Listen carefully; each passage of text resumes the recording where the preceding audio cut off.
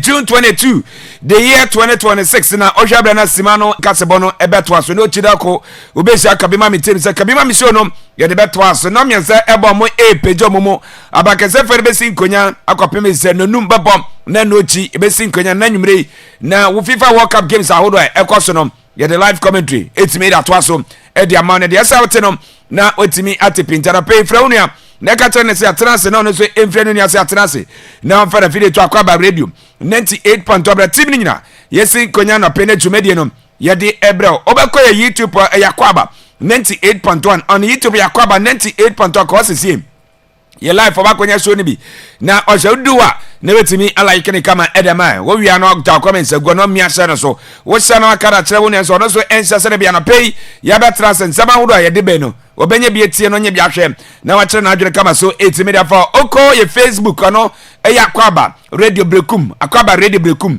sasa na Akwaaba 98.1 Akwaaba 98.1 and on Facebook Akwaaba TV on Facebook Akwaaba TV on Facebook kwa ya share link right out kone ko boss pe obedwa nation no osotimanye bi ahwe ewe ye YouTube ano Akwaaba 98.1 on YouTube no Akwaaba 98.1 cause is show no obetima akonya bi na wa online radio ni Akwaaba 98.1 online radio Akwaaba 98.1 sasa na kama intini ni so Akwaaba radio 98.1 Akwaaba radio 98.1 ana Facebook betima ko Play Store no wa ko download ya app ne ti Akwaaba radio 98.1 Akwaaba radio 98.1 wanyina ko show no ba konye bi na oti oko extra Akwaaba 981 extra Akwaaba 981 ana Facebook Instagram ne so Akwaaba 98.1 Akwaaba 98.1 wanyina ko show no ba konye bi na oti ana Facebook messages na kanom ubetimi da fa 0242 020208 0242 020208 0207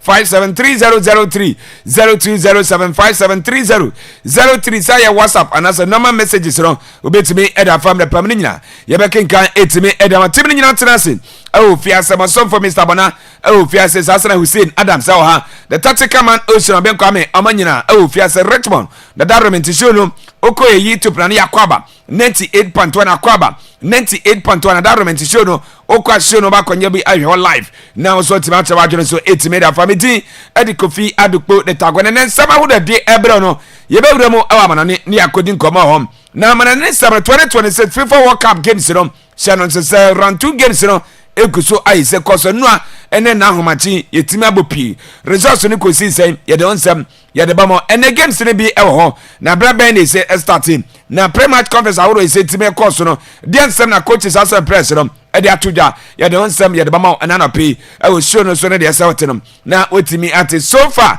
amam yensa ana iso metima qualify round 32 no wo metimi akoduroma omo e twen sempo omo maka no baba ka omo hom na round 32 ne etimi anya teams no ne yawuram sempo ye betimi abo na round 16 etimi do from round 16 no iba ko pm quarter finals ye free quarter finals be ne ko wurem awo semi finals no na ye konya mamienu afana no omo ko pm na yakobo sempo wan ne bechi na wan se ne beto so mienu enti ya no da se otrimisa etimi edama na World Cup ne chere seven som se sama transfer so German so ayese clubs no ayesa ni sahodo ahon sem na no pe obetem na ntim mienu abeto jase Madrid for abeto mo nemo ba ko bi de enya de so mo eto na brante ben na abeto jase Madrid for ento na him for ni se Madrid for ejama mako na nyina hon sem na pe bona ababona wode ebresa so wia Hussein Ocean besin ko nyamo nkyeremu no ye de beto aso na wie nkyeremu ni wie pe beti asifie na afisam no ya bomodian etimi de to aso the senior national team the Black Stars of Ghana ochira anwumre no nwotwe Ghana ejina kono ye ni England ana de pem so na de nkomo ana sefe Black Stars camp ebam ye de onsem ye de bama keepers coach the Black Stars of Ghana Daniel Gaspar watches atizigi ni modebono enkosuru an ese okopisa ochina bibia betimi asi simple like simple betimi start Ghana against England ya honsem ye de bama onana pe sanso na brand friend Brando Thomas Asante wono so ese Ghana for yento support no emfa ma omo na kwambia so no e game omo yedim de but omenya results Ghana for ye ni betimi ache honsem obeti sanso na Jonathan Mensah former Black Stars player was say on your hand say team ya ayi say kuta you know do I must say ni modebono enso ni de but o puse Ghana e betu anko the semi finals ni nyina ayen sema anope yaba bona ye de bra ye ne perefa presbedi nkomo e so no so na de asa wotinom na otimi ate abrantie fra ne kosi soro tu badori amna bi twero sina ka na brekum tesinom ese boronya permanent do I say omono mo wie asa abrantie ne kosi akan etimi e de ma omo na coach kwaku danso da bena brekum tesi pa na ontoma ahonsem obeti sasore di baby united or try justify no start na da ben ene so mo kowie ana so nsam obeti e class ne ni so ha ne nyina ya babo na ye de bro awa Akwaaba radio 98.1 bone eba na amanone nsam no wotimi edama na sano so nyima ko bi madaroma na no pe omokro ma oten kasa kodiem nsam no ye de edan justice phones or seven countries chroma ye no mama yakwanya sesam some phones ye ni udwate bra nebe jode ize ban se guso ai se koso hom jobra seven countries se bra ejana no na fisola no ana fensuo na peso tu no ye ene sebeti ma ene kama etimi edama kefo so Akwaaba enterprise or sebra adanse na mapapa no ba won se ekabi e de free akati oba ye to fobom na ye de ma Dr. Owusu Herbal Center number 1 Herbal Center e Okroma was for ye de nyina be dan ba ma oduro na timi efreso saso na K Lovet Company Limited no aye bia aye se prepared power ne bia to a oba ozan kan tempa so saso na Graceland Hardware Aluminium saso na Grass Company Limited semen kanche sebra ne be ja danse ne mapapa ne bi ne ba ko wie dan no fridge doctor Donto what semen kanche se fridge na se no e so ba bia no office brekum da makwaso alla wajan hye obedru no ba bia mara fridge aye no store no obejo feso na fridge no timi ase ne kama etimi na mam Buarek Enterprise or seven cancer sebra na beja nwa mo saso nsu awodo drinks awodo na koto bi koton se bia benye ska bebri e dia gubotum eno sa edante modi we Herbal Clinic or seven cancer se for ya de nyina beda no e obrekum benye kwa Dr. Musifiewa na onto ase kama enfamo na enam ya de bia no obetime to ase kama etimi na ma Dr. Tachi Herbal Center or seven cancer se for nina ayi so huna de no bra ye be ma oduro na wadi akọ nipadie se de bia obetime ehuna de Remedy Dental Clinic or se sewa djuma na ye so ba ye be hwe onum e ha bia wonu bia sa ha no ye be yi de frasa de be mframa na franu ba ayi kama ya ma saso ba dental clinic tamen kan chesebra oba ye ba ye be tira hwe onum ne ne ma se we kabo de ye we ayi center Genosot Eye Center sebra na wani no na ye hwe ne kama mfama se de bia wo so betime hu na de na de ben so tima kenkan ye e wo ti so tima hu ni ye ana faith travel consult o semen kan chesebra ye du etu kan kata dwumade no akwanya obra 2 years contract o kono so modebo timi sonia renew no e betra say adwuma kama 8 minute bam oram smart dental clinic semen kan chesebra ye be hwe onum se wo se ne ntu ne mfa foforo nsia oba ye betimi ne kama 8 mi e diama Krabaf 84 Enterprise o sebra na abeje apono papa bi chana do so bi sa so na mo ahodo na pra ne nyina benya bi e de free aso em ana feso suma raban semen kan chesebra kuani ye beje feso ama ofo na odo no emo timi atre kama ye ba ma loan so awodom ana feso Yasen Herbal Center for semen cancer so akofa Yasen stano e de beja so za so ana Yasen natural capsules no ne nyina edro onye bi na so no ma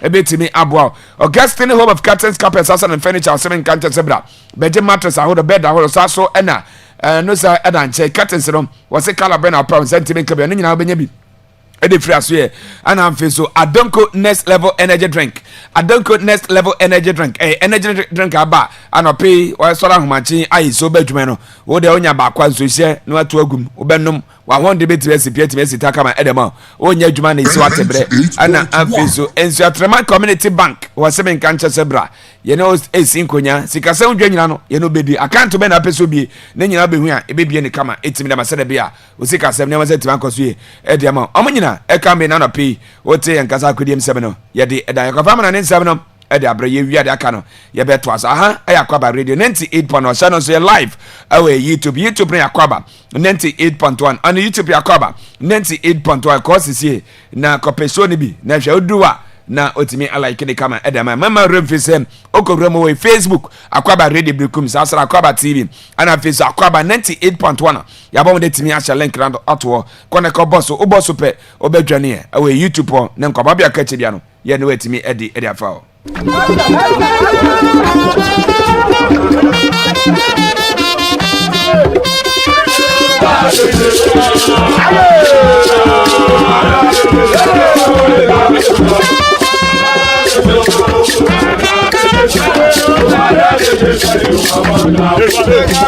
Era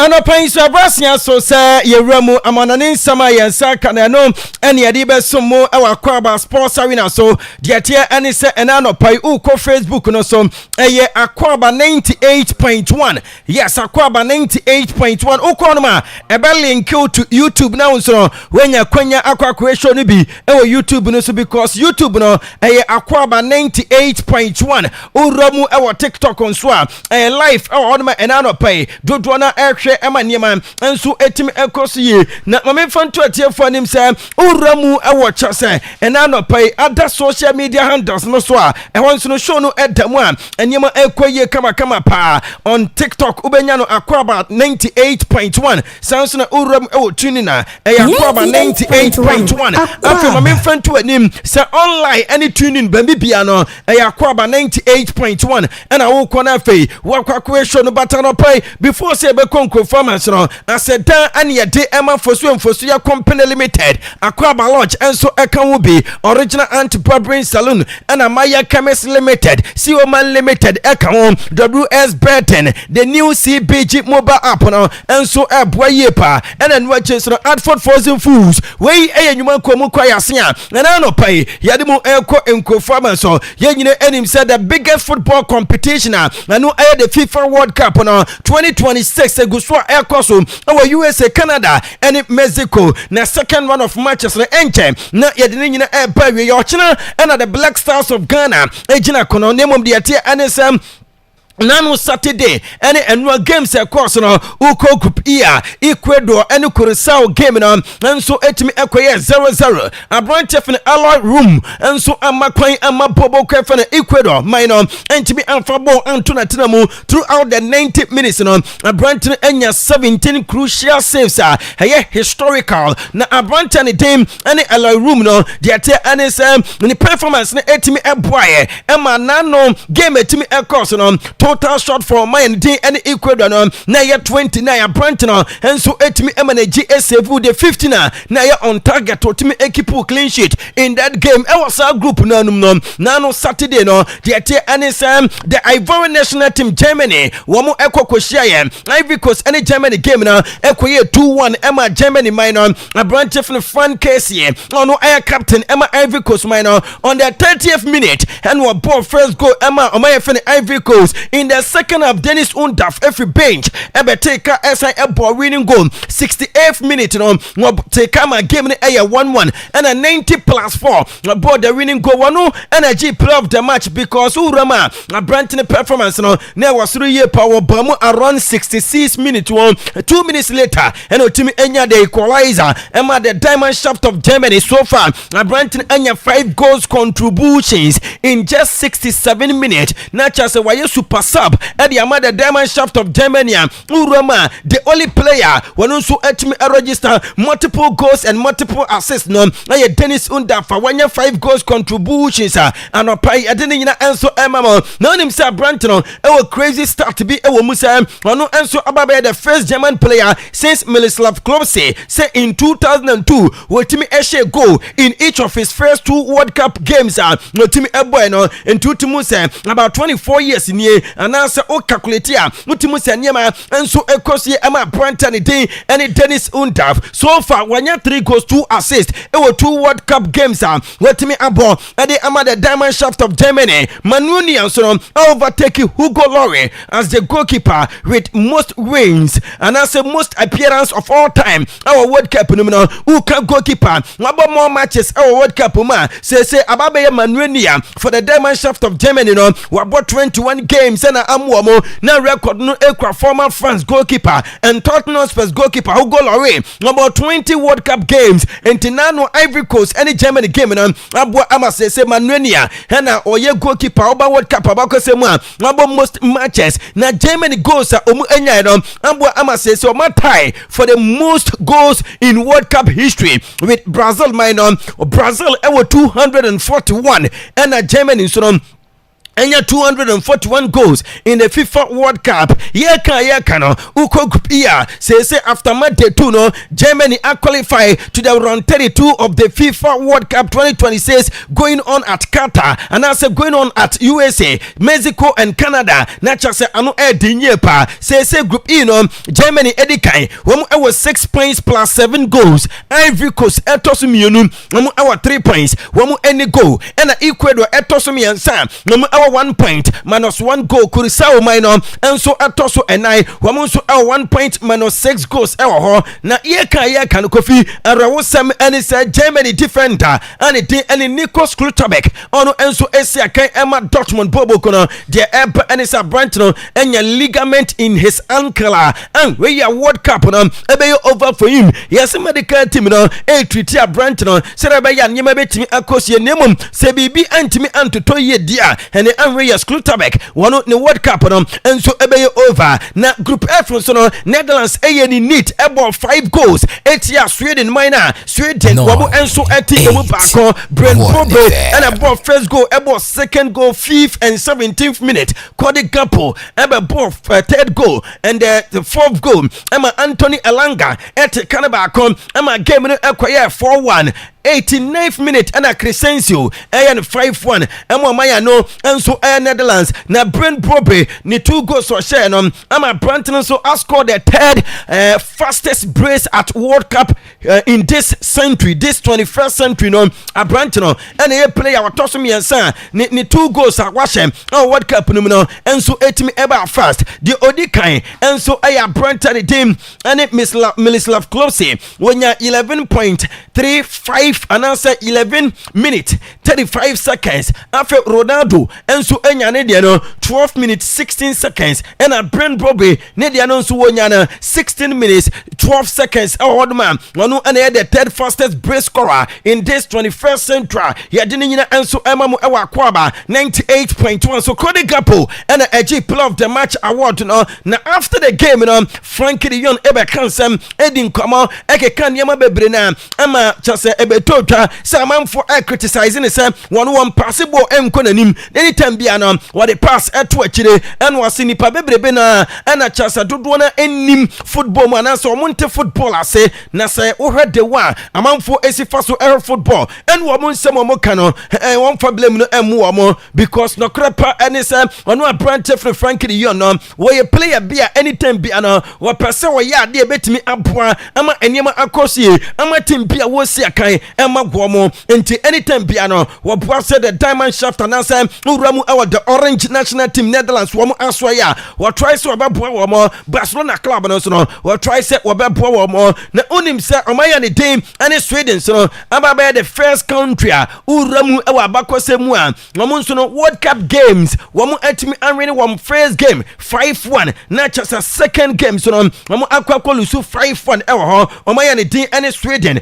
ɛna ɛyɛ sɛ abakɔsɛm no bia yɛde ɛno nso ɛma mu ɛwɔ Akwaaba 98.1 so yɛka no seesei wuram a Netherlands man no wɔn nso ɛyɛ abakɔsɛm sɛ wuram a since 2010 no the last time wɔn lose World Cup game ɛyɛ 2010 South Africa atake wɔn 14 consecutive games ɛnyɛ adeɛ so bia ɛtumi ahyɛ Netherlands man no na wɔn lose bi on penalties na wɔn sɛ throughout the 90 minutes plus additional time ɔhwɛ wɔn no since 2010 World Cup final against Spain 2014 Wamba World Cup in semi-finals and actually on penalties Argentina AU wabo sa World Cup no ekoso ewo Brazil afa Russia 2018 wamo an qualify 2022 World Cup no so in quarter-finals and Argentina SN AU on penalties afa uram ewo USA Mexico and Canada still wamo unbeaten wamo akwa 14 consecutive games and yama enso ekoso emu say anu abua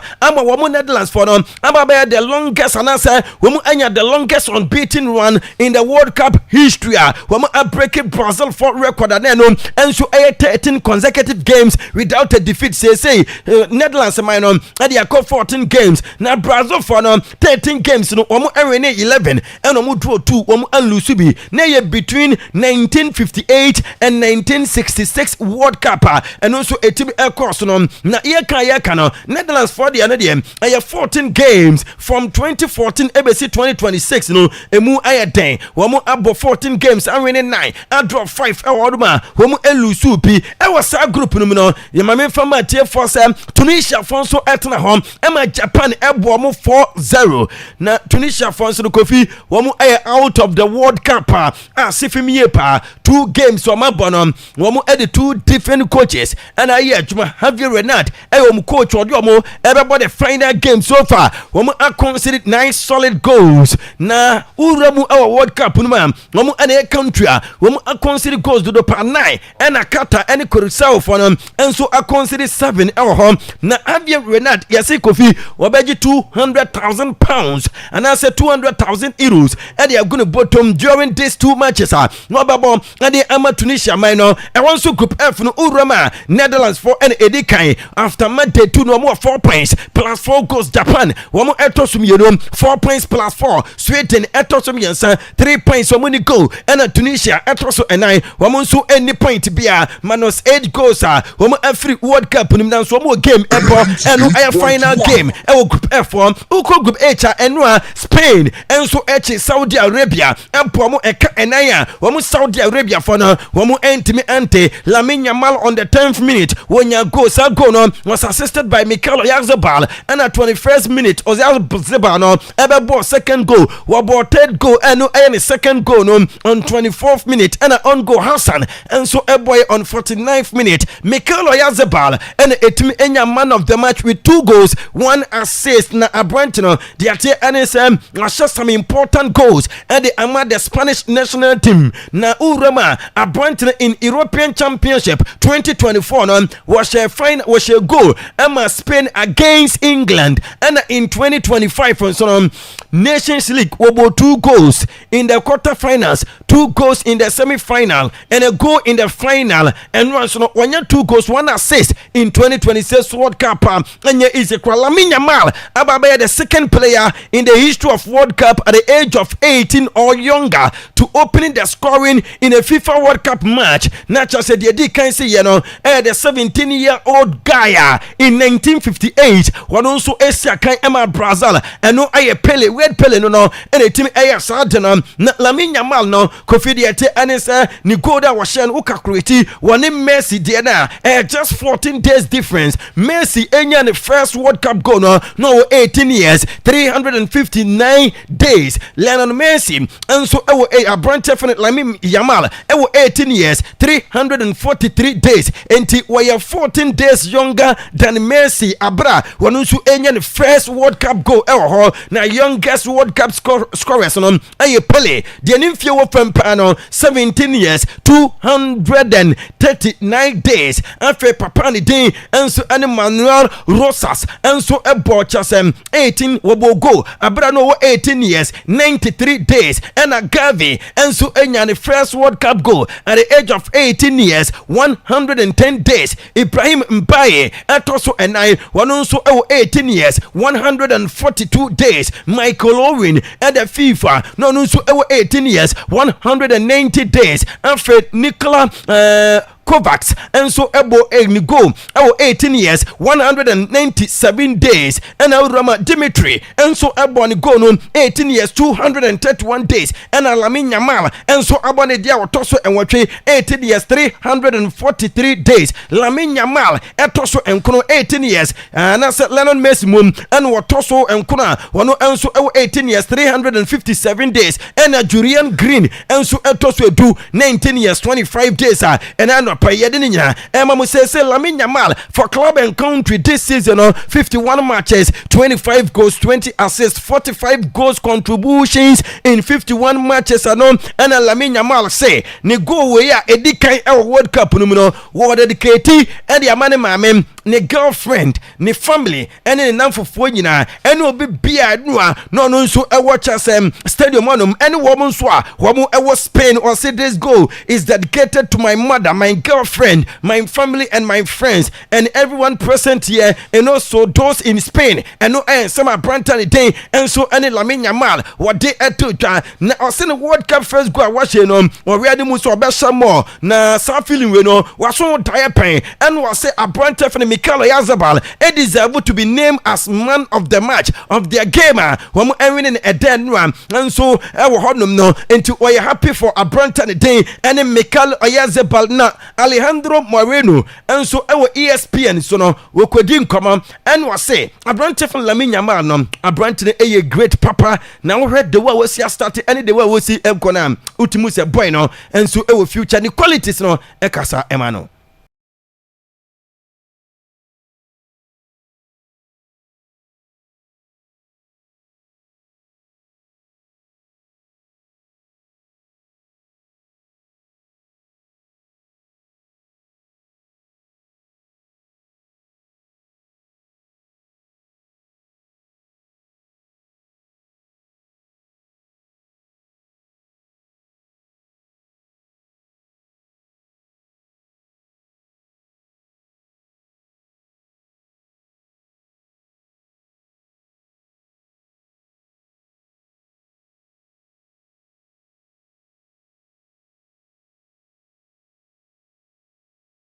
Enti eno ayan sama Alejandro Moreno ono enso na wo TV so wo po appointed for Lamine Yamal abaso in that same group no de te enisa na dwe Uruguay ene Keved eboye emane koye 2-2 na ne gisem ne se Vozinha ono e goalkeeper ema Keved man no ne maame no wo stadium ono ma na wo supporting the banner after say o make say the first game o mo ball etia Spain no ne maame ne enya visa aba bedru stadium one so bedru USA Brazil was supporting the 40-year-old son, so representing our country. Cape Verde the biggest football stage, and also a World Cup na enra a printer for the Kevin Pena and a G Man of the Match award free kick 10 time Eddie free penalty box national Roberto Carlos for Brazil and as Real Madrid. Say in that group H after Monday to Spain, Eddie Kain, our 4 points plus 4 goals. Uruguay etosumionu, so our 2 points.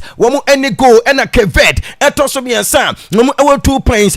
So any goal. After Saudi Arabia etosu and our 1 point minus 4 goals. Uko group G and the Red Devils of Belgium and so Edia Nyambrasem Esaya Manfoniama and group G came Belgium and Iran Airport 0-0 draw. Na Iran for Krapo Enya go. I'm a video assistant referee. Edis allow Salgono on 25th minute. Mediterranean Omunya free kick Kibio Pia from a Brighton 10-year passes out. Na adat na Mutibu Kotwa Anwe. Now so referee HS na Brighton from the Mediterranean. Now why offside Nathan Ndoye and essay at the other kwakwa. Aya in the second half Belgium for Ababe fight and ya go back kumpo. Ama niema atimi akosi Nathan Ndoye. Eko say adeno eko di red card on the 66th minute. Na asifim ye panenwa Aliza goalkeeper do ejinamu Emma Iran minor wama 7 saves na no edinye pantono enya player of the match award na ena anopa yedinina enso Emma mu ewa fidikesi yeso still na no Iran for our support pa ewa chase US abante so because wama first game wama able 2-2 draw 8 New Zealand no more huge support USA for ne support wama mfa kwepo se wama ni Iran for ewa ntokono na so nkofo ne support wama enu so no na the same support na ena na Iran for enya enso edi free USA for eman ho na yeka no the last World Cup goal Belgium player ashe enso eye the opener Belgium for enya against Canada in 2022 World Cup our Catabon so enti take you more 406 minutes in here enya the same nkofo no etimi ashe chasem omo enso etimi atoto niema nano ena chaso omo kobo go e odma yetini nyina enso emamo na tibu kwato a echese wono no we ebe the last World Cup was we ebe the last World Cup na already muso betimi apep for be top level e dey the Red Devils of Belgium and was so person about 4 or 5 more years Real Madrid because we person retire New Zealand fonso eko ema Egypt for and now matching womo ebo mo e kamiansa New Zealand for no womo emo ba kwa Bronte Fen Salman and enya first goal on the 15th minute and Egypt for eka ego so from the second half going Mustafa Ziko eba goal emane ye 158th minute Mohamed Salah and so ebo goal 67th minute and a Trezeguet enya goal on the 82nd minute ema Egypt for no and so winning game by 3 goals to 1 against New Zealand and no anasa humachi Mohamed Salah enya 2 goals contributions onya chase assist na ano edinye pa eno san enya goal when the first 2026 World Cup goal enti a goal and assist in no game abo amasese Branton we about 4 World Cup games when 5 goals contributions and ano pa yedinina and so etumani mo no energy player of the match award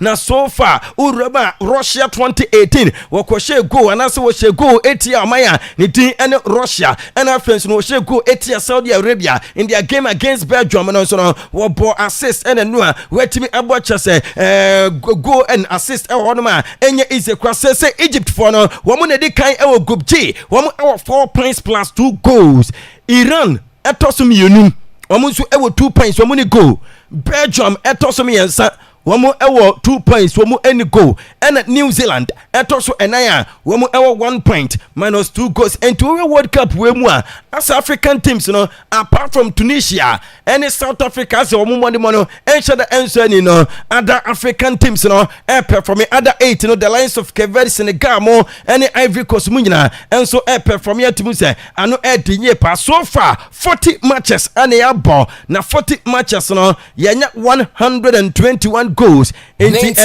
be every game be yetimi enya 3 goals so far 40 matches yabonom yenya 2,563,300 3 spectators watch us 40 games and to work in terms of percentage per game biano yenya 64,075 spectators. Top scorers no a branch of Lionel Messi of Argentina about 3 goals. Jonathan David Canada one also about 3 goals and Dennis Undav Juma and so Emma the Diamond Shaft of Germany one also about 3 goals say country wait me akipu clean sheet no Mexico and after Spain wamu and akipu clean sheet dodo pa wamu anya 2-2 clean sheet 2 games on mabono will be antimi emfa ball ento matena mo after country wamu anya penalties dodo pa no Switzerland wamu anya penalties mienu country nso wadi yellow cards dodo no Paraguay wamu di 6 Bosnia and Herzegovina wamu nso adi 5 and Curacao for nso no enso adi 5 red cards no South Africa wamu adi 2 and Qatar wamu nso adi 2 afi and games no so 5 p.m. no group J Argentina and Austria our Dallas Stadium our Texas USA upon 10 so a stadium 408,713 spectators no and then you may Urama Egyptian referee and D and Amin Mohammed Omar and Akwaaba and do game no Diamete and Salano Skalani say Warianimu say one bet after 3 victory in the opening game no Warianimu say second match number winning nafe so etimi progress akọ womu anim enti wobo 4-4-2 formation Abrante fen Emiliano Martinez goalkeeper Abrante fen Mediana enso eginamo na Lisandro Martinez Christian Romero Morena enso start game no Abrante fen Rodrigo de Paul Alexis McAllister Enzo Fernandez Thiago Amada Lionel Messi and our friends no Lisandro Martinez and I say we Abrante fen Lutaro Martinez wano adjumanti Lisandro Martinez egina no na Lutaro Martinez enso egina animu totontena no group I game no and then 9 p.m. Uramu our Philadelphia Stadium Pennsylvania USA Bonten so France and Iraq ebabo sa stadium wenso for 69,879 spectators Canadian referee and Drew Thomas Fisher and Ekwa Jinam Finfini did the champa kan sembebre na echasa camp ye niema de daye injury anyone enti Abrante from Macminyo and a bekipu go post na bra wobo 4-2-3-1 Juskunde Dayo Opemecano William Saliba Lucas Dean Abrante and Dean any corner Adrian Rabiot Michael Olise Osman Dembele Bloodly Bakola started ahead of Desire Dwe and a Kylian Mbappe way I am rente Eruba Kwanse Bibian Sasa Wamonso ever started game no Hede ama Le Blues of France na Kylian Mbappe captain ababedin kama and almost say wako 3 World Cups. Ebian so say poor positions for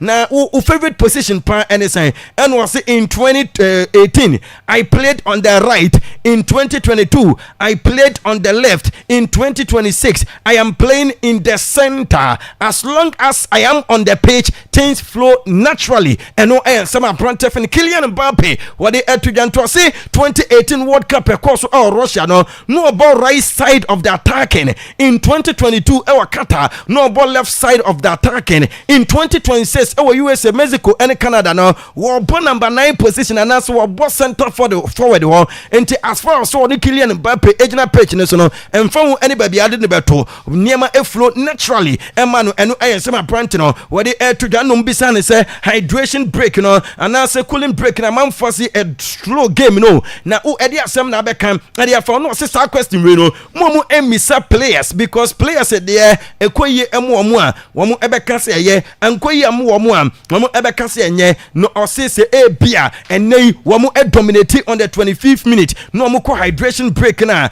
wo mo bubefu pa because wo mo rhythm no wo mo san return a ebe drop na so say what na aye hot there na o break ya na eye ntone de ewuni say we happy with any form of power referees and office FIFA ebesi afaso enso handle games intimo mo emisa players eno eyesema Kylian Mbappe ede etodwa waso nim say Messi ebehye goals because always no share goals eno no so actwa so ahye goals say be ya wababoa ma ne team no etimi akọ animu waso one de ewuni say goals na wa hye ebeboa France man no mbisa ne say Messi and offense Haaland and Hurricane why and ya de no say Messi better together with Cristiano Ronaldo na o sit ni relationship with a brand for Michael Lise, you know, outstanding, or click quickly. Was a brand a superstar. Now also created something out of nothing. We JDS brand a bet me BP in every single game.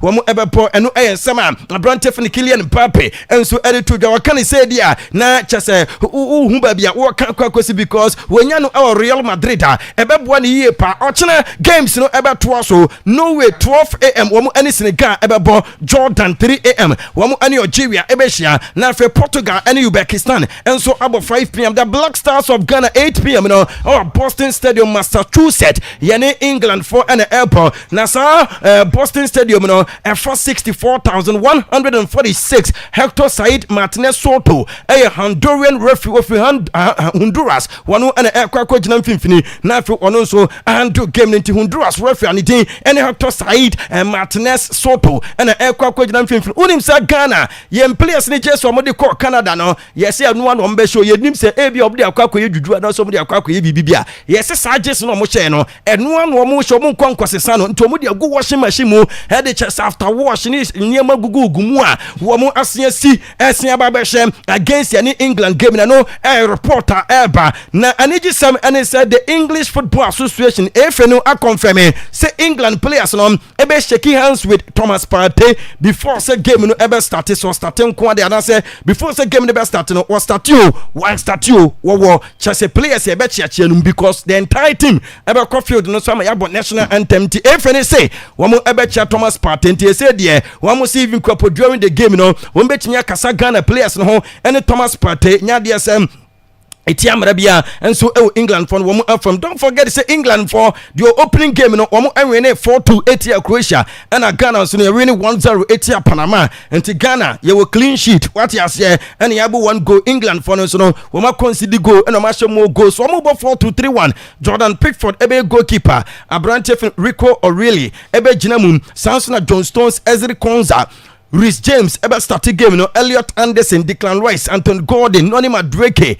Jude Bellingham and Hurricane one air captain what animu Ghana so ye ball 4-4-1-1 na adeno akwakwa emienu atizigi wepra obetran chino o sister da no obebo ati atizigi ati obetran chino wo de memfini me nan kokom masa tranchan ema asare has of goalkeeper no wonnamu na sunsum na wo de beda the second half against Panama enkoye na so sister na atizigi si mempla yo mini enti sister na no atizigi a favorite so best start him in the goal post Gideon Mensah, Jerome Opoku, Jonas Ajete, Marvin Sanaya, Ernest Nyama, Karib Yirenchi, the goal scorer, the star boy, Elisha Wusu, and our friends Antoine Samanyo, and Kamadin Sulemana, and our friends Jordan Ayu captain, and LED Rafinha. And you send the World Cup on Naman Fueka say a over. You say Uramu our Brazil. You say Nyanyu over because 2 weeks Obeka and so ewe fienti a brand in every 10 year round 16 stage you know on my any any Brazil team qualify from group stages. Echo bought round 32 now round 16 stage no beba. And no and Alejandro Moreno say even Brazil for into World Cup no with or without Rafinha. Brazil win the World Cup.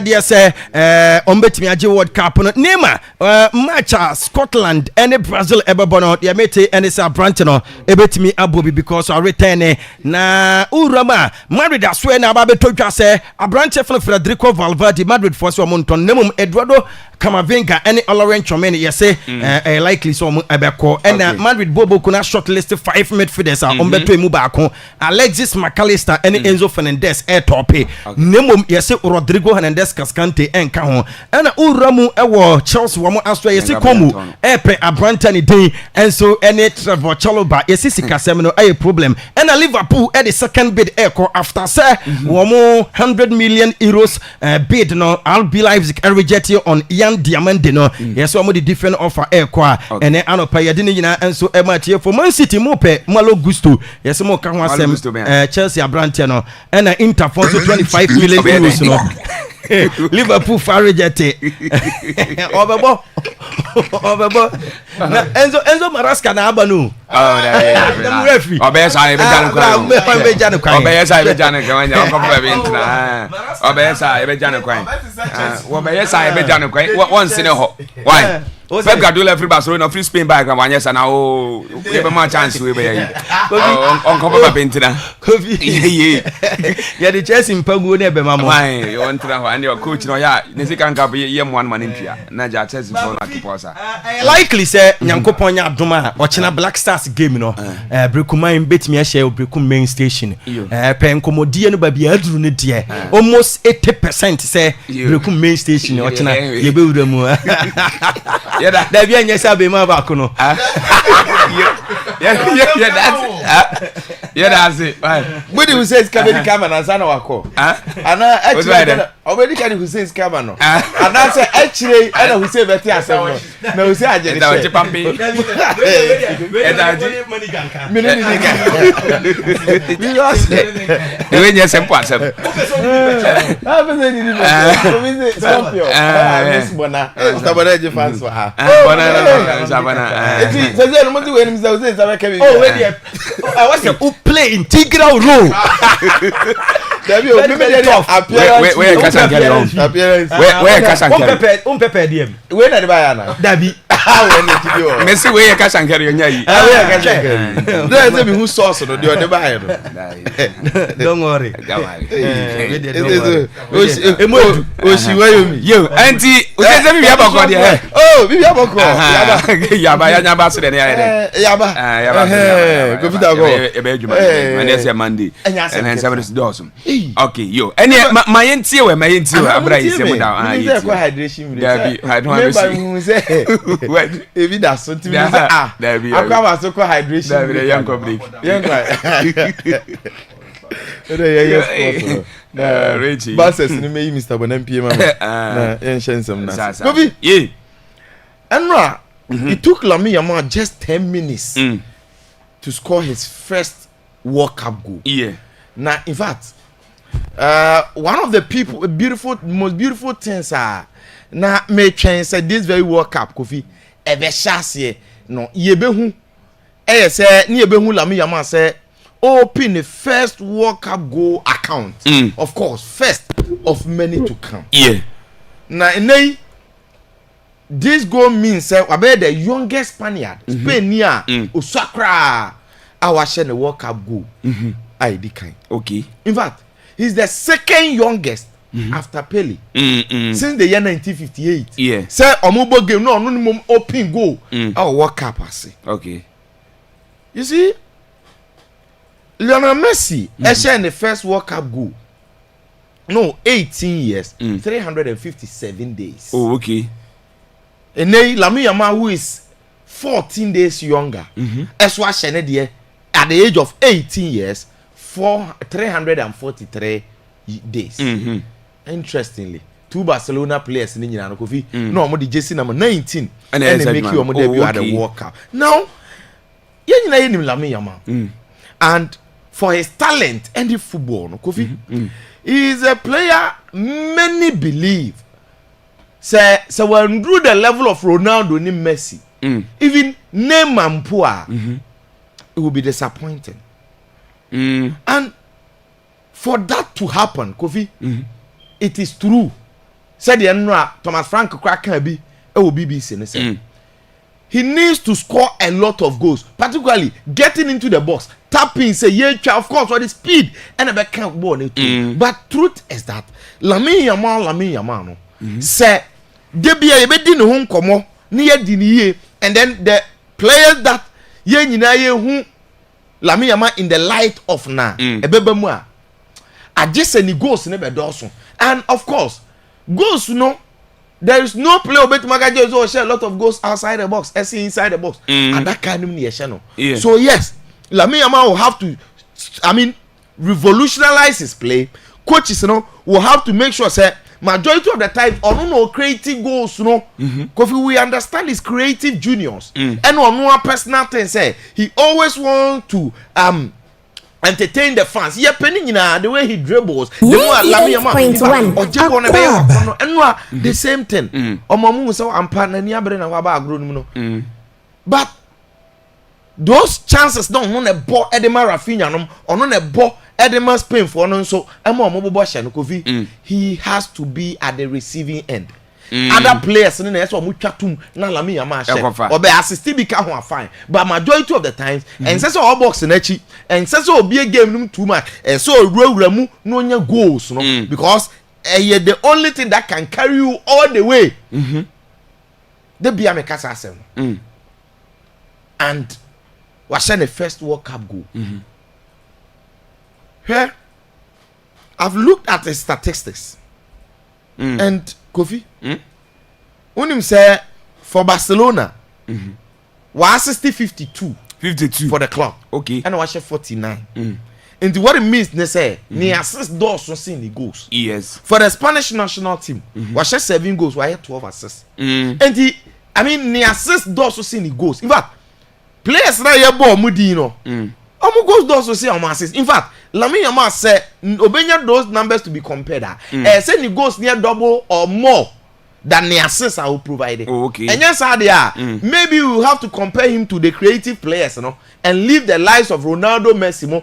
I mean, because football, no, upo, those who score the goals, you know, or more, and the football they recognize you the most. Yeah. And as the star man, as the main guy that people are talking about, Kofi, Mbappe World Cup, and assign the ball, goals, no, goals in the account, man. Good. Messi goals. And yes, Messi a creative or be assist, but at the end of the day, they say goals no do see assist. And then just when you man assist, but it means so running to the box. Majority na men can just say, Lamine pay nyina chire ni yen shoot man nyefe. I mean, or yen send him obi more and ye Trivela outside the boot. Panyai na Franco is buffer wiem na Rafinha so buffer and channel din say guniti. Bre inside normal mama nti so revolutionizing the ball only say the enti ade bia me kana sama menya abotre ne say is 18 and the natural trait ni the way obo ne ball ni nyina no besesa as time goes on nti say I mean unya abotre ma no right but that thing ne dey say ba na adwene mu dadada do you think say Ronaldo say one switch from wings amba 9 ho amba mbe ye di ko Benzema and dive amana me rewre mu a obenya those goals one more 9 wo Portugal. In fact, Real Madrid walk around one Nkobenya those goals. Messi one and force than Nkobenya those goals. One switch from wide and ban number 10. I mean, second striker Nkobenya those goals. So at that kind, me come on go at them. And me who play and goes outside the box, also see inside the box. They say coaches no who come first so Abrante ni be at that kind no the goals so e dey go at them. And that is one thing that will help him a lot. Yes, it won't change his play, but it will get him a lot of the goals. Because you will hear to be in the conversations all the time. Mika Oyazaba, Oshe 2 goals, 1 assist. Na, in fact, Enra Ankasana against Saudi Arabia, no, na Spain for any abre after Cape Verde first match. And you see, strikers are nothing without their creative midfielders. Yes, because it is the same striker against Cape Verde in the first 30 minutes the Nayan Cabo and in the first 30 minutes 2 goals 1 assist. It is the fastest will be a year World Cup. Until you look at all these things, then you know Sampa. It was because, unlike the Cabo Verde game, that the strikers were, the midfielders were unable to break and then create the chances. Kofi. And yet the same game, Yehuro Yazabali. But when now Pedri, Olmonom, your man just on better pass and Abana, man of the match. Yes. And to Portugal for the Muti. Ultimate more full game. Not the most creative midfielder creative one chance and a big chance. And the good Obedashe. Against Azerbaijan and Portugal, right? So when Tiban Kritia Manansha, there is no Ronaldo. No. Azerbaijan. And look, strikers are nothing without the players at their back. How many Uzbekistan? Uzbekistan. Yeah. Now, one man show Uzbekistan, one man creative one for Mama Ronaldo Mancha. Mekai Erling Haaland when choosing to either play for Man City and now all the other clubs now omo pen. You know what I said? I say, Atrase. The clubs on the 98.1. Omo few players near no who said there be Man City hono. Kevin De Bruyne Bernardo Silva creative players baby they want so nya be gina nine hwa if be feed say feed in beba amana count no because he relies solely on the creative midfielders and power by ye Kevin De Bruyne or katana ni kro ni baby a Haaland gina anya no account to and then they buy because striker be a striker those at the back omo na chi no omo na bebo good and no na say o yaza ba story no tienei Spain Omanya first round, Omanya 4 points. They are leading their group, and our next game will be against Uruguay. Now, the same group H. Hey, Kofi, there's one thing I maka about Cabo Verde. Say, omunim ball ne ball bano, omunim ball, and until people begin and also opponents, begin to appreciate that, they will continue to shock majority of the big teams now. Omu face you omu this very well. You see, when they look at their story, I'm first time I'm qualify for AFCON, World Cup. I'm free Africa. Africa no plan because you go hear map on so. Omo ewo nsuo no so omo ni nsuo nkwa na share border. Enti what it means ne say omo ne besi nsuo. So omo bebo every match just omo twa nsuo. Omo te ho ketekete they look at their population. Cabo Verde. Na omo de no maye. What I say? They look at all this is of course. Omo players in the two na home anymore. But kukure ni wa unim no. And they look at all these things. No more underrated so omo nya de. Omo ni mbo bo Kivede de. Meaning what I say? And so far, no more year first against Spain. One of the things they need to Beji World Cup 0-0. And we saw how they frustrated the Spanish national team. Omo team and right against Uruguay. I want to share first goal. And Uruguay taker. They hear me and say, you see the African teams, they always get the chance to finish on opponents. But dang. Unlike the European, maybe in future because all the African teams, unim say me kata me fa group table no maybe we are coming na no. Okay. African team be anti me need too much so far. What I say, and it looks like Obia results onyan in the first leg, and you're likely say Obia bet back be crab it marine in the first 2 matches. So you look at all the African teams, then you know say even majority of them no got the opportunity to do that record d'Ivoire, but Obe saying ending up losing. Cabo Verde mean blame you because some of the idea different. It is their first time experiencing the World Cup. And when they took the lead against Uruguay, and Nigeria maybe affect you, and they had a lot of gola born I about 6 people chini be friends long born long range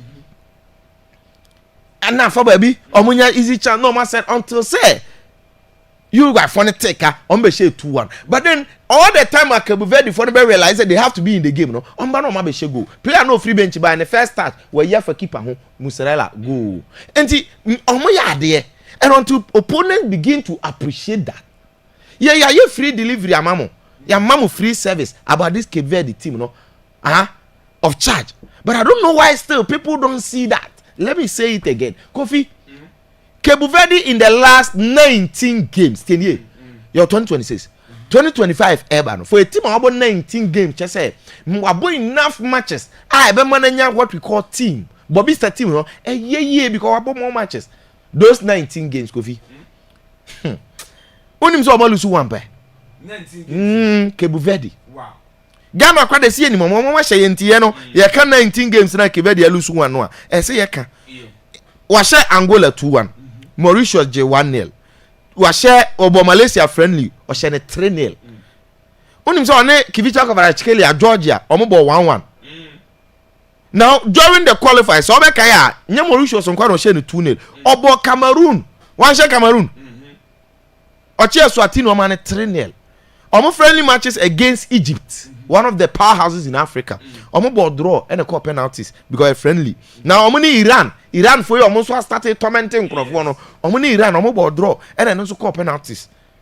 Friendly no one's omo draw omo penalties. Omo Finland omo draw.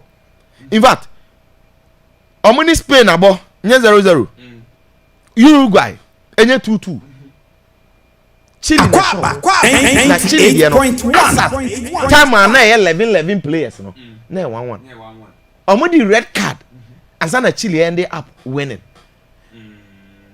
eno kwa omo di red card o now omo last game is omo how many points 2 points omo last game is against Saudi Arabia a open game because I was looking at this Saudi Arabia team and this is the last team never World Cup no when emu amre key players no kra nyinyi captain Salman the sorry kra 34 ne ade nti omo senior players ni na yemre enom team na ho de nim sa in fact enu nkyere say Spain for sure omo ni na make say generally if you've watched them you know say omo nye the Saudi Arabia omo enu kwa no be share Argentina no after that see ehu omo enti Saudi Arabia ni Keved no eye open unim say omo mienu make Saudi Keved 19 games we lose 1 no Saudi Arabia in the last 8 games we win 1 and when you compare the two teams on a form, and Saudi Arabia won no it was against Puerto Rico. I was looking at the teams now Saudi Arabia in the last 8, Serbia sheni 2-1. Now, first now analyze the boxing what happened. Now me analyze about be a can't say be common opponent. Omumi enu nyina share one common opponent, which is Serbia. Serbia share Saudi Arabia 2-1 no. Kevedi was share Serbia 3-0. So comparatively a open game for Cape Verde for to win. Omo no menya 5 points. Agbe na omo ko. And the last game no a do or die affair. And not just the beautiful performer. Omo show omo beautiful goal. In fact, their first goal was a free kick. Meaning what can be a free kick apart from free kick. Me dem men kai de. Messi 3 goals free kick in long range and back was okay. Men kai. And not just that free kick. Omo first World Cup goal and omo second World Cup goal. And game ne cost you na vozinya maame so e wo nchen. Of course that stands in mu efe. Omo shego no jubilate abusuafo Kebedi for nankasa na se camera na to omo stands in mu. So interesting. Yes, you go for no so sha. Luis Suarez Ghana for tamfo o she kona ho. Me hu na me se kire maame na. On the wife, nse mbofu. Oh, but in the end it wasn't bad. So mbeja draw. And they said the man analyze Saudi Arabia team na mo hu no. Keved were very good chance so mo be qualify. A very good chance so mo be qualify. But we draw me ensa. Kra no. E kire say oni minus. Yes. And the 3 points even minus go. Be na qualify. So mo draw. Because obi no be 3 points. Yes, no medical goals. Omo no medical goals. It was no 3 points on the goals no. Oh, advantage. Until they might end up 3 points. Omo so qualify. Until baby a Cape Verde gina no. Eye papa. What dey come? I'm catching up. Kofi. Yeah. It is about time that we have to forget about the names of the Belgian players. Courtois, Kevin De Bruyne, Julie Tielemans, Trossard, Lukaku, Thomas Meunier, Dodi Lukabakio, Amadou Onana, no krene se Omasa. Aye. Enti enye doku nkoa ene ye problem no. Because all of a sudden, almost say, Sanka doku will be anko obeshe, doku woman in team ne enye. Let's appreciate that fact. Meaning say definitely they were trying. Say Oman Shen Kwa the Omodi Beshe doku. Yeah. Nathan and Boy control who is scarce. I walk on so walk with the red card. Mpacho doku ni mhubi. The same wingers now more they are not part of the squad na. Until doku plan kasi Omodi Beshe doku. You see, there is something that sometimes ye nipa on. Ye behave as if ye nye nipa and ye need feelings, ye need emotions. Samum. Yes. Because we always forget. Se players non bobo on so no. Blood vessels ni moja na mo redeem. Anameboa. What is Doku's crime? Doku ne wife no. Your friend is Shirin Erin Leander Raymond. Ko fi so hu ne da. On ba Ghana no. Enei abayo anu ni Doku of course yenim relationship na do mo ntem how type bonding chemistry ni bibia obi akra gitum say doku kra free so ode ne ho bo abaye o ware ne share ne kawa ne ade no doku bo no kra bia bammo ana meboa enti credit ne dodo na de ma doku wife Shirin ebi mfa semenyo de yi Emma Jordan B say semenyo abaye ne krama ebu ofie ho no semenyo krama no hunda but you see no wanyem no oba won the first born child the first born no say that he has to be there unim dia akoso between omumienu nti a o feel say he has to be there other 25 players entimi fighting Kofi, this is a one time opportunity that will never happen in his life again. Say won the first born child. No. What if Nyamen Fasama he's not there and something bad happens? What if what breaking player, not breaking family, not breaking relationship? The way they think. Make them do a matter. And he say, wow, Minka, Kofi, and he say, wow, how are you treat you? Now you are doing some priorities first. One a big so in future relationship na go. You fight that to the end of your life. They see it's a doku no. Blasters and doesn't semenyo no onwo ye. No mu kodi do. One na wife no. One ya ball bo. By the way World Cup stage. We work wo. One ya bo. No man na star player. Yes. Yawu. Until that's Ghana and happy and I obeko. Kofi obu befu ntina me say obu fu because odwin so onye nipa. Mewa because this one nipa so unim so ono so watenka te say wa obeko. Yes, I understand. Ne country no nse hu kwa no mo dikofi ho. Dia tie ne say dokusu bi. Ozo ye bi ho. Obebo ma Ghana nke we nyina. Ensi. Abaye ikro we obenyim na ha o. So ba nche bia na fupie. Nti Belgium for no kre ne say masa that is the gospel truth. Mama for go she doku ni mo hwe. Doku oni mo hwe Kofi me ne ya adwen 100%. Yes, Matthias here. Omo say doku or respiratory illness bi or yare. Sa na ni team ne the publication. But go for no mfa o mate dada doku wakọ. Yo. Kofi ene. Lana Messi ni Kylian Mbappe nyina mo match. Na Argentina be against Austria. And na France against Iraq. So I was looking at Messi 3 goals, Mbappe 2 goals. Messi at tie Miroslav Klose all time leading scorer ever World Cup abako same 16. Now Mbappe is 2 behind. And today's very World Cup is not just about the goalkeeping, but the biggest and I say the utmost legacy of World Cup all time leading scorer no. Nto omo mienu ba ya me keenly interested. Argentina game near 5 p.m. I was looking at Omoni Austria am Ghana 5-1. No crapa ne say Ravranik. Omo team kakra as compared to opponent na France na neighbor which is Iraq. Okay. What I say? I was looking at Alabanum, Schlaganum. Danso betranche danso amode no bo adwin bi anim. I was looking at omo players ni nyina. Sabita no obebo bia na wapira. All their players and I said that Argentina, even though Argentina is strong, Argentina in tournament, but tournament favorite. And against Austria, they definitely Argentina are the favorite, and I will take them to win. Okay. Of course, with Lionel Messi, he any BBR plus what they showed against Algeria. But when you compare France opponent Iraq, me no way show them 4-2, 4-1.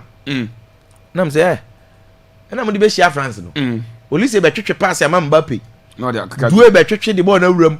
Adrian Rabiot, Kofi. I only see one thing from this game, sir. France be load you. Oh, okay. But you see, sometimes we bet should be 7. Germany she could show 7-1. But goals no kwaya 1-1 spread it across. So, yes. For where I sit, I can say Mbappe mo be share bibiri. Okay. But as to say goals no. Mbappe ne be share majority of it so that ni go tally ni go kin ni World Cup no obeduru ani nyoma no. Ever continue no for that cannot be guaranteed, right? But looking at the phase of Iraq if you know any ball or mo boni bibia, go I tell you say ene Messi ne we but then regardless even say Messi mo de no kra no Austria de no omo we need 2-1 and 3 bi na goals na nkodos na Messi goals no kra mba last game is against Jordan yes no yes am pabo no but country Jordan enti eno no mu da for Messi to get those the World Cup we know you see I've been looking at a lot of opponents and I dey back we catch me say matches na san 48 a run of 32 abema asan ye more I invite teams to be a relatively weaker ebema nkrofo anya a lot of goals and ebema in the World Cup goal kick maybe the 9 goals agene ade no when we are this very World Cup will be the better 13 14 goals e be goal kick e ho na ye duru no Kofi ma me wie with African teams na sana me kan kakrebina me group stage table ni din and then I realize say this African team maybe Ghana but no cry na nya better because so far obi anywhere why we need 2 matches and it doesn't look likely here group A South Africa cried or the last group B African team be anyhow group C Morocco first go about draw 20 minutes in the first 2 matches what I say okay group D Turkey African team be anyhow worry okay group E Cote d'Ivoire in the first game or Rene but the second game we lose to also antimanya now group F Tunisia them catch us on massa I'm saying 4-0 Tunisia the last 2 games we lose nyina group G Egypt yes the first game or draw against Belgium we win back 4 points fair only the only African team on the table top Cape Verde we draw mienu okay Senegal first game we lose here to team win in the first 2 matches okay Algeria first game we lose against Argentina into on 2 matches emfa DRC on so about 1 match in the first game or draw 20 minutes we need 2 matches Ghana now winning the first game maybe or in England now obet winning the 2 matches but I was looking at Nyoma leading up to all these things and then I realized say you see my teams in Ibebre to say Cote d'Ivoire they got the real good chance opportunities I'm winning game no that's what I'm saying I agree with everybody because I was part of those who are really disappointed in Simon Adingra say Sabo at least so boy na shame poor they would have forgiven him tell you because boy said he 6 box in him yebo try oti watakura what must say but so be jina so say any dey about trim but I don't subscribe to the abuse and in your because I don't know how true is it say omo beni omo fie ni ade enye factual but to that extent they no yes they will still qualify I believe last game they had but African teams na a lot of opportunities to win games when Morocco crowd draw on Brazil boy opportunity clear so commit marine they end up no man draw Senegal no game nimpa we answer France be jam 3-1 and these are the problem and I'm only praying say end to African teams and the only African team that I can say me ball my so hey Egypt now Egypt to 4 points Egypt group no interestingly Iran were the same group now Oshe New Zealand right Iran last game on Egypt Arab countries ye gina ye nim nyoma ekoso na Iran for them mama got 2 games Mediterranean say every single thing ekoso World Cup ya say you extremely disappointing and it is because I say oma your man games one person Iran for free bo game mo say mo ko Mexico right na omukọ Mexico match day obi azen ko omuba ntem no mo se da na mama omu match day ansa na Iran for no aba omu ba ya amu mebo ball no no training bibia o apart from here bana omu bo wi a instead of saying ko omu be home no ma ye recovery no yes yen san fam ngu play enko World Cup no omu ba ye no omu FA president we nya visa omo technical team members ni bi omo di players be training omo nya bi in fact yes omo coach ba kon e na wada ne Yasanti Chuma Juma ne friends say communication director and this omo call interview any ade a Kofita go ono your name and him fa na o kai now Iran for the self frustration no Kofita go a draw first game against New Zealand interesting 2-2 and Odu baby say Belgium anti ankwachira. Komo dey share Belgium bo 2-2. Now omo 2 points. omo ni Egypt 3 points bet ma qualify say dem chire mu no wo draw 3 ni nyina wo ndi go ka potentially obenya 3 points no di go ka no obeda na top wo anza uko now Egypt kura jama ni say because Egypt qualify dada yeah and bibia betumasi so she Egypt and Egypt no enjoy kura once our qualify na there e so drop salama mushi ni and top players no for the round of 32 tell you yeah obi be ka say bia na okodi second no konya okofesi big team akofi big team bi be second dem go okodi first ya ono na akwa koshia qualification Egypt enya wie enti ubo say Iran akoshe and for a country yeah that's it I know Hussein Adam say na otene ka say na ni say mo de ni kire mo esinti ocean eba na otimi edi dia man channel say live YouTube no Akwaaba 98.1 on YouTube Akwaaba 98.1 cause see show no live ba konya bi no ahwe oduwa na otimi like ne kama edama wi na oja comments egu no me share na social na wakada kire onua nso no so enhyesere bia na pay ya betra sensema hodo a edi be no obenye bi etie no nya bi ahwe na wakere na agere kama so etimi eda fante YouTube no Akwaaba 98.1 on YouTube Akwaaba 98.1 cause say show no your live for beti akonya show ni bi ahwe yes share so edi ato your Facebook ano Akwaaba 98.1 Akwaaba 98.1 na face so Akwaaba radio brekum na face so Akwaaba TV on Facebook no link re asha to cause so say na ko boss a obetwane na show no so oso ti anya bi ahwe na so akere wadwena so etimi da fa na nyina wo de bantema ya bakenkan etimi da ma na no pay ansa na podwumade no ya page mu edi free eso Osin good morning. Good morning, Kofi Tago. Bibia boko pa na so won say. Pardon me, Bibia boko. Ede ya me yase. Ya say shebi. Na freshman day. Na freshman day. Anti week we dey. Facebook no yedwuma bat yes sports for ngwa yakwa no manji nti. Ezi boni ya. Ye dey ayo. Ye dey red card. Ana Kofi Tago na. Onya sure say Tago na wura die enu mu a. O ka say na freshman day no. Onye ne freshman enko. Okay, Mati. Benyasem. Ogra benyasem. Bibia boko. Oh, Bibia boko Kofi. You. Now so want to say. Yanko pardon. Ede yamyase. Ochira na ye be bo no. Ochira na ye bo. No watwe pepe. No watwe. Ogwana. Ogwante no. Mu adi o. Oh, odi abo. Odi aba. Odi abo. Langa hanjira. Odi easy. Ye na feka. Wa je Kofi. Why? Emuda ho de enko. E da se Kofi. Enioma bebre na course over the weekend. Na World Cup nkomo na ye ba bedi. Now Kofi, to begin with. The World Cup is so exciting for me. And again, major international tournament. It's very exciting for me and menya bring nyina menya kwan observe bi. What is happening in this ongoing FIFA World Cup? Okay. Now, where the shocks, surprises, and again the underdogs flipping the script. And my World Cup is so exciting. Now, before the World Cup, supercomputer for your projections, supercomputer for projections, omo ye no. Omo ye bi ewo group a Saudi Arabia, Spain, Uruguay, and a debutant Cabo Verde. Okay. Now, Kofi, it will shock you to know, say, supercomputer your projections no. The chances are more than Cabo Verde debutant say, omo betimi dey do round 32. 3.5%. 3.5. Yes. Yeah. So I'm going to qualify from group stage. In fact, they wrote them completely off.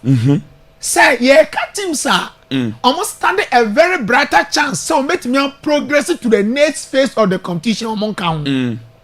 But Kofi, the same, the same supercomputer na babe more. 62.2%. 62. Yes. 0.2%. Na ni nyina ye juma. Omo ye. After 2 games coming up against household nations in the history of the FIFA World Cup. Enra me opportunity for omo game ni be against Uruguay. Omo Uruguay able goalless draw. 2-2, sorry, 2-2. Yeah. Before that game no omo Spain about goalless draw. Yes. now going for debutants you be drawn in a group teams no omuwom no mienu among for take one say omu favorite to progress to the next phase and not just omu favorite on paper but in terms of quality, in terms of pedigree, character, and wherever you analyze the issue from Biano omu favorite. Yeah. Masaya je World Cup ni bi da wa bakosem. Uruguay edge first World Cup 1930 begin 1950, Spain begin 2010. Until Biani one man can be the for a chance. But I'm sure some no pay. So same results are country Cabo Verde Enya after 2 games they still remain unbeaten. Me sure say Obia best start here from very serious. Yes, Obia no do mediagro. Yes, Obia no bet in the mediagro. So they have the last game against Saudi Arabia.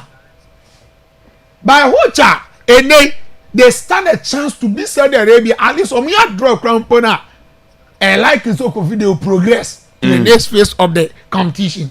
Now, on record, Omabe the 4th African country omo making appearance at World Cup Asia. Omo unbeaten after first 2 games. Now the only Sabaku say be Cameroon, Spain 82.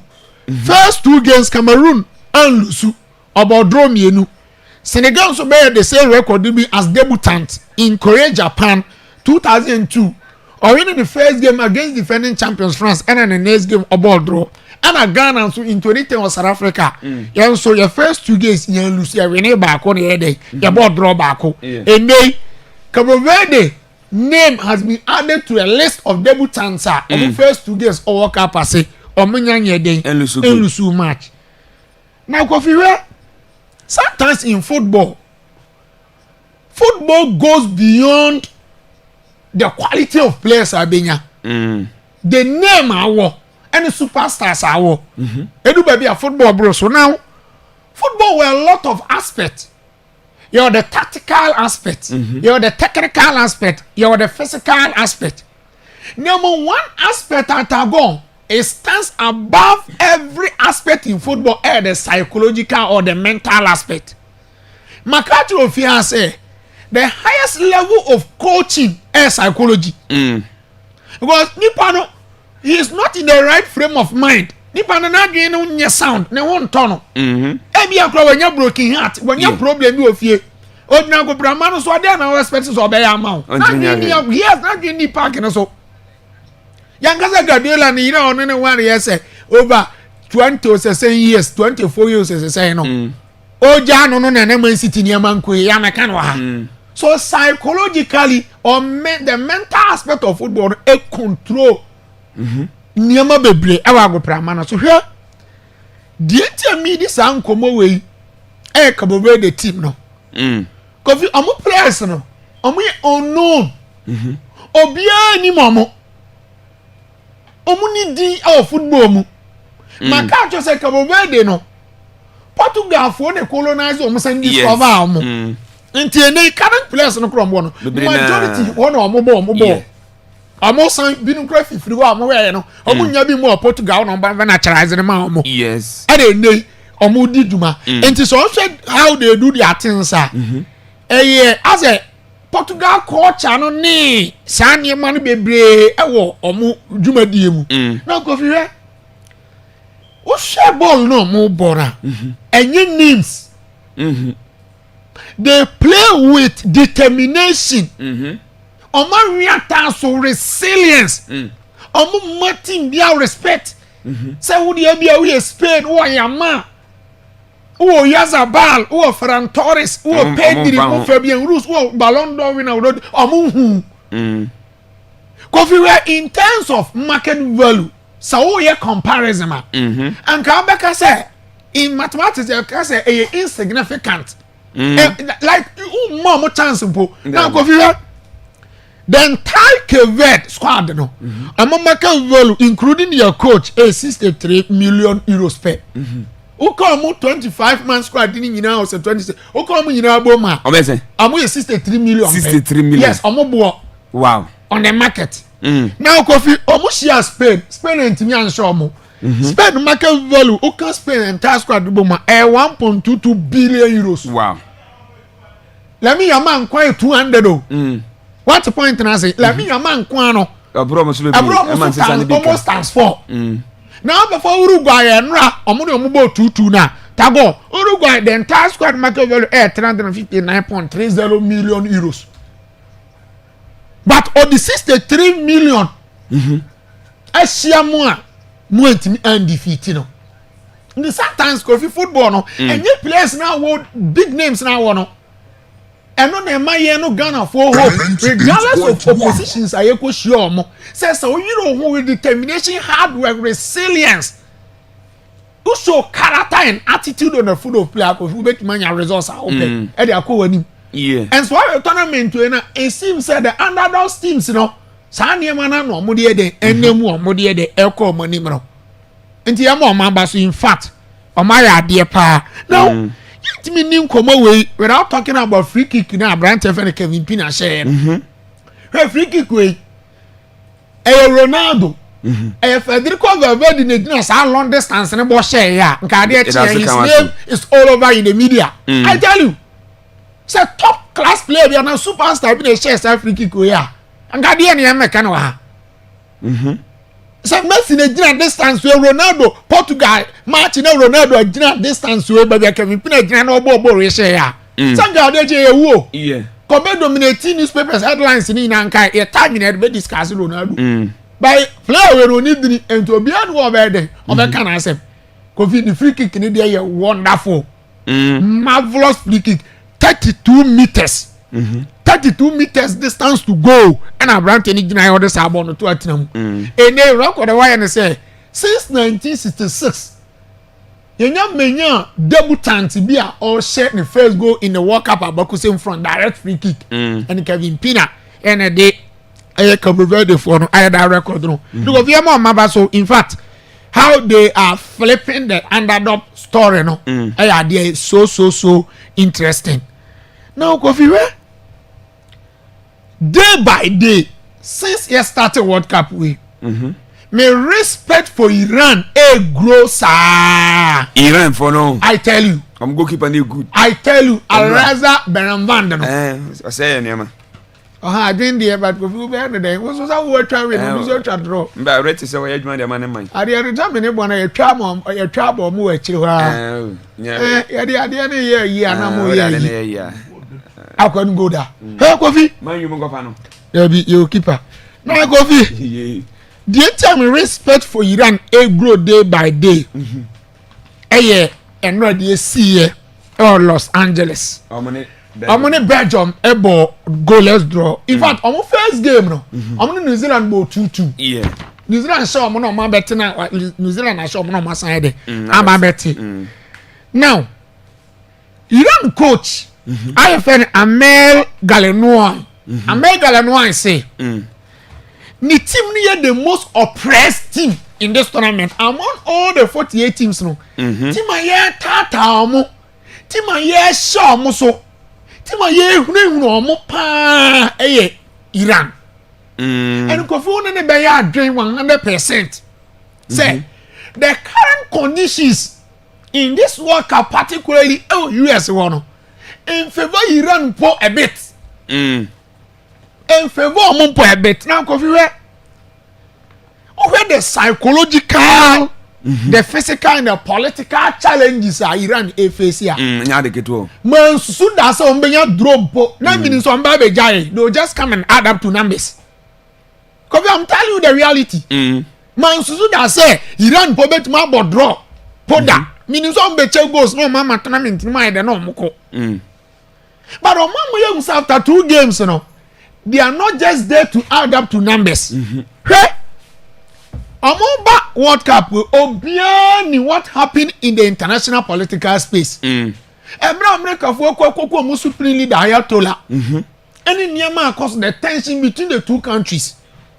America for say, Iran for developing nuclear weapons. Any idea? Almost say chinchi on there. Any bombings are cause only the Yama baby akoso. Now, Kofi, when Iran national team fair before say even on mobile World Cup way, at some point they even threaten say more withdraw from this tournament. hwe nneema asi kofi omo bampo omo player baako omo detaining no for several hours for interrogations any ade some of even their members also come join staff no kra no omo visa you don't ever tournament without your supporters say omo free Iran kuru nso ba America wa be hwe bi no ya makwan emo maba enti hwe the circumstances that tom hwahia by nay Iran ako 2 games amunya lusu match it underlines the strong mentality how disciplined how determined just to come and showcase what they want to communicate to the entire world after the game me sended my rich now and me who say story no Kofi I was so touched me is so emotional about the story na enu nie on say omo 2 games ni yin no mbo no Los Angeles yes na omo next game no mbebo no Seattle Stadium na on so omo buy no ya mo restrictions say omo bo games we are we did 48 hours also omo return ko mai ko ba bia mo no na Kofi nka wo dey fan say o say my arrangement kura mpa wie samu ma Iran for me base e US ho na nka Kofi say dey mo mfa omo destination mo omo mo ba ya no mo dey omo ko Tustin mo yi omo free Tustin mo yi no mo ko Arizona ansa na mo dey omo ko Mexico Tijuana and you just want to disturb them keke Kofi in everything you do on this earth humanity rules forever the obeye bia nipa ni mu a enye ye ball ye di a kire you nipa bibia humanity rules say den kan tie say America for betuma be kun Africa for you know bia ni wo betuma kan bibia kire o Russia for ni America betuma kan bo say hey Africa for cry hu say den kan do fetre be dorin we do otu no imi be kumu nyina obia ni ho obia mi so me na go we tie do na trama to bomba be Brazil Ghana kuni pa be 3 million ha na go bizani bibi Russia who go bizani dey then I go bizani Russia current me go bizani the entire Africa current me go bizani what else but humanity rules hey Kofi omo share touching message bi no mu ja no e Los Angeles Stadium ho eno na rich editor so na nipa no de ne nsa na twerɛ the pen handwriting one type or the nsa na twerɛ now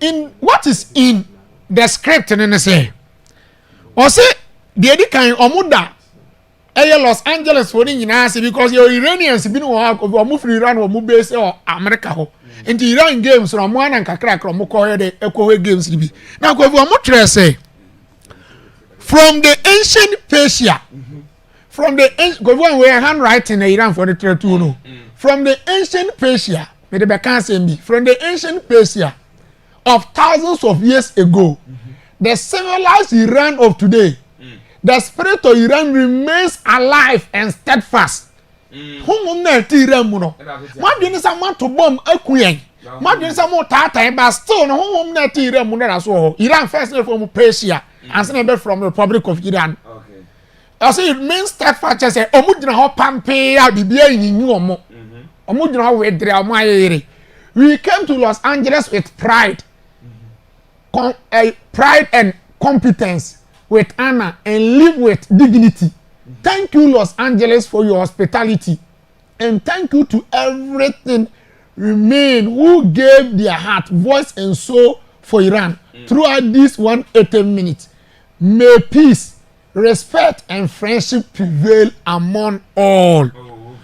Now, omo Sunday tune say, but it is also contained a hashtag 168 hashtag Minap, a reference to one reported death toll in the attack of a school in a late February in the city of Minap. Now, the one person who can say, America for koto bomb no.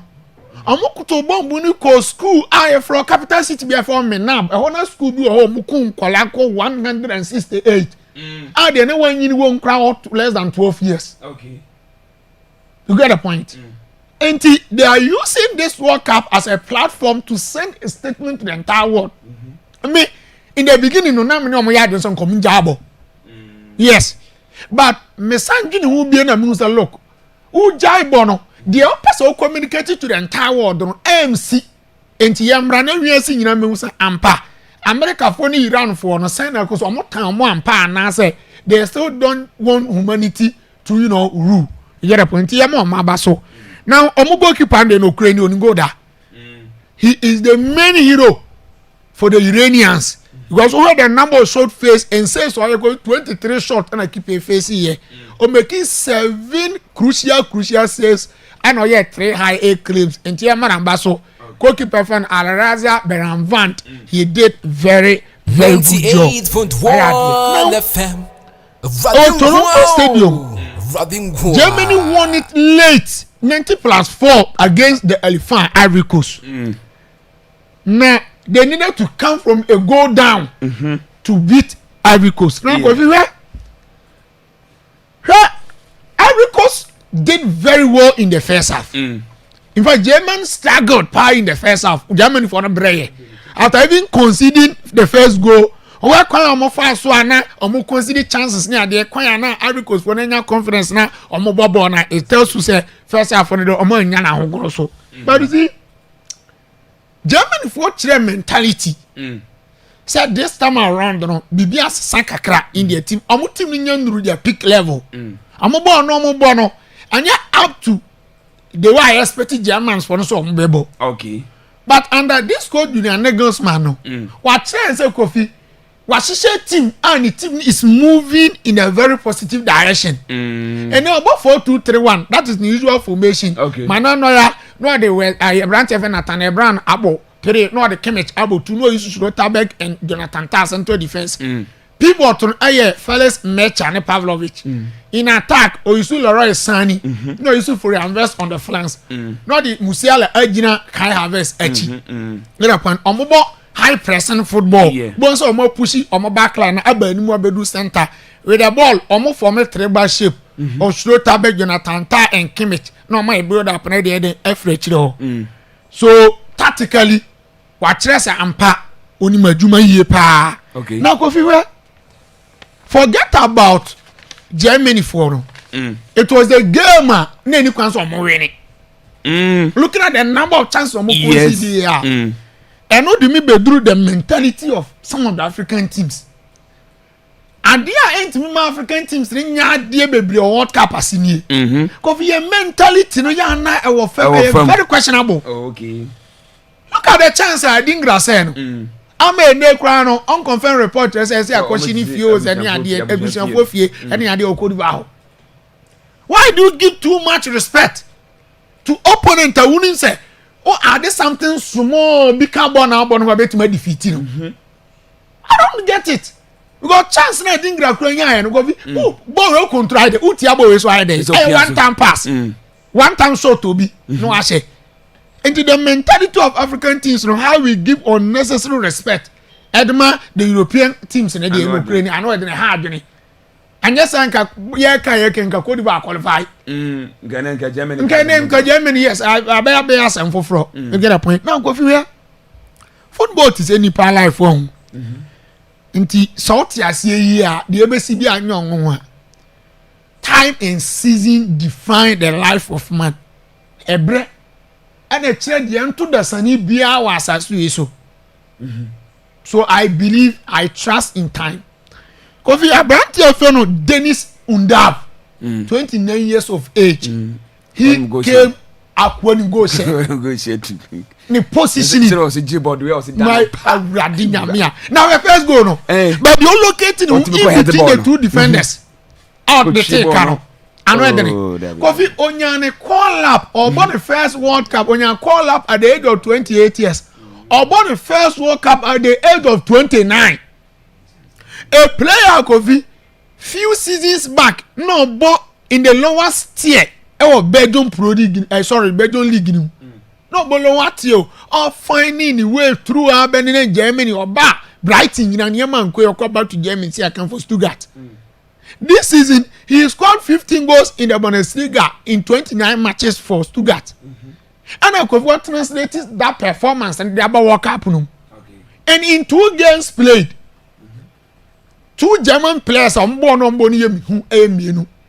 Felix Mecha oni abrante friend Dennis Undav abrante ni striker ankasa I tell you say he's making a statement say next games the rest will start ahead of Kai Havertz I tell you I say we start ahead of Kai Havertz because the first game against Curaçao of free bench able 2 assists e 1 goal the next game at a point where all hope are lost on a bet we need game for the national diamond shaft of Germany on a bet can share the all important winning goal to make sure say Germany is progressing and then 2 matches he's been involved in 5 goals so only a lead goal king no 3 goals I said 3 goals and we provided 2 assists and then Germany and what the man was through okay fellas match and in born about do what a player a complete boss to boss midfielder now Obetumamo as number 6 Abo as number 8 Abo as number 10 now say what cap no and the revelations be say neighbor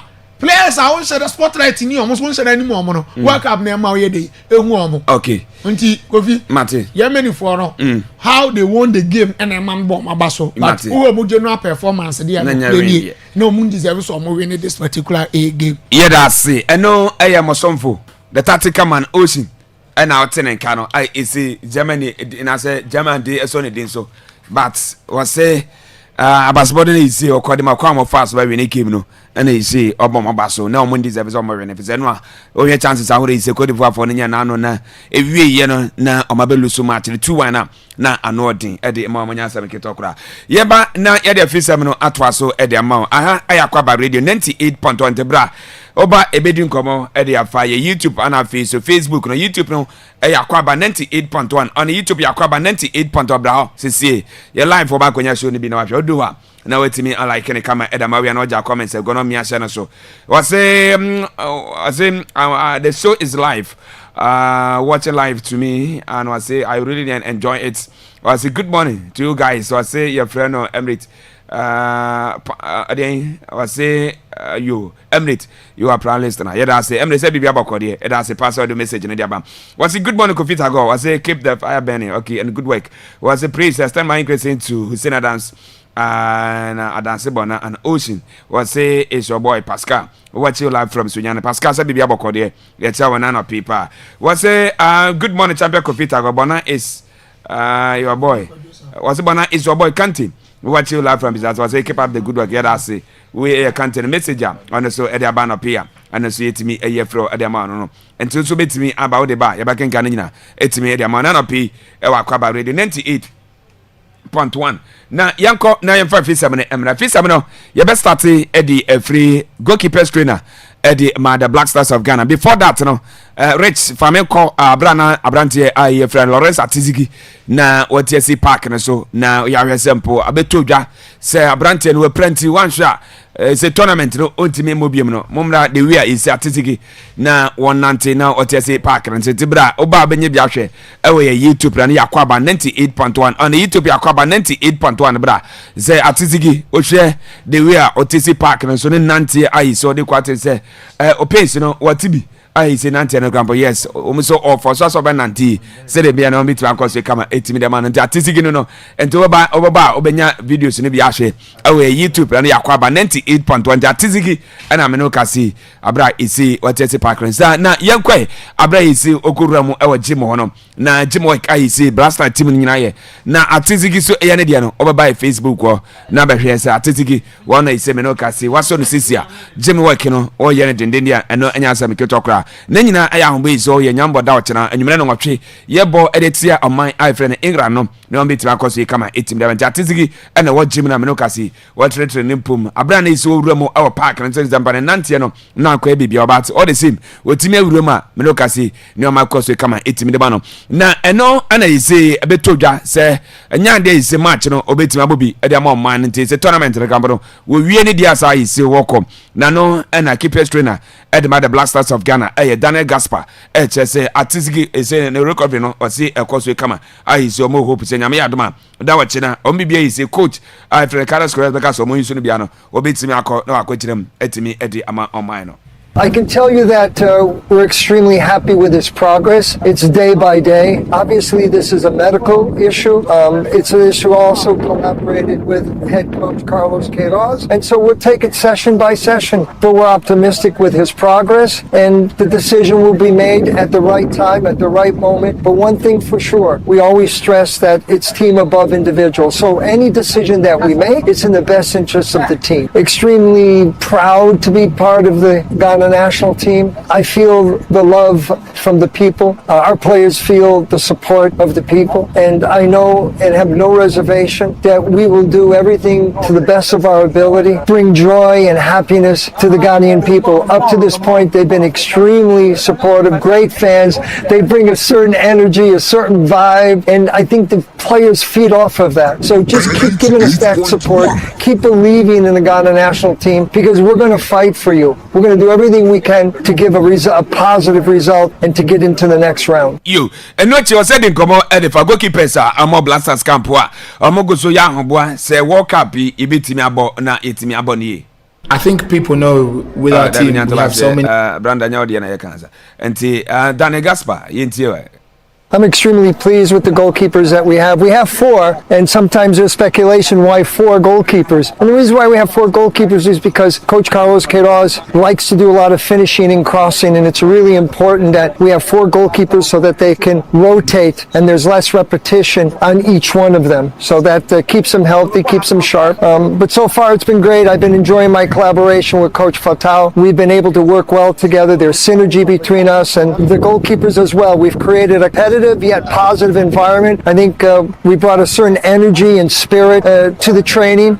So I couldn't be more pleased. Cooperation has been unbelievable. I have nothing but praise for these goalkeepers. I just admire not only their talent, their humility, their character, their devotion to the national team. And we build on that each and every day. The challenge that we make to the goalkeepers is wake up the next day being better than the day before. And that's a challenge that we've given them, and they've responded extremely well. We try to be creative with our activities, but yet trying to make it match condition, match related for each opponent. So Panama's a different team than England. England's going to be a different team than Croatia. So we have to make sure that we do our analysis. We find out their dangerous players or attacking patterns, and we incorporate that into our training session. Obviously, England is one of the best teams in the world. They have a certain characteristics and style of play, and we're exposing our goalkeepers to those conditions. And we're preparing our goalkeepers not only for the timing of catching but boxing, but also the physical challenge that they're going to be exposed to. So I have no doubt in my mind that our goalkeepers are prepared for all the conditions that they're going to be exposed against England. We and in Sema every Daniel Gaspar or no keepers trainer Edma the senior national team the Black Stars of Ghana and Koma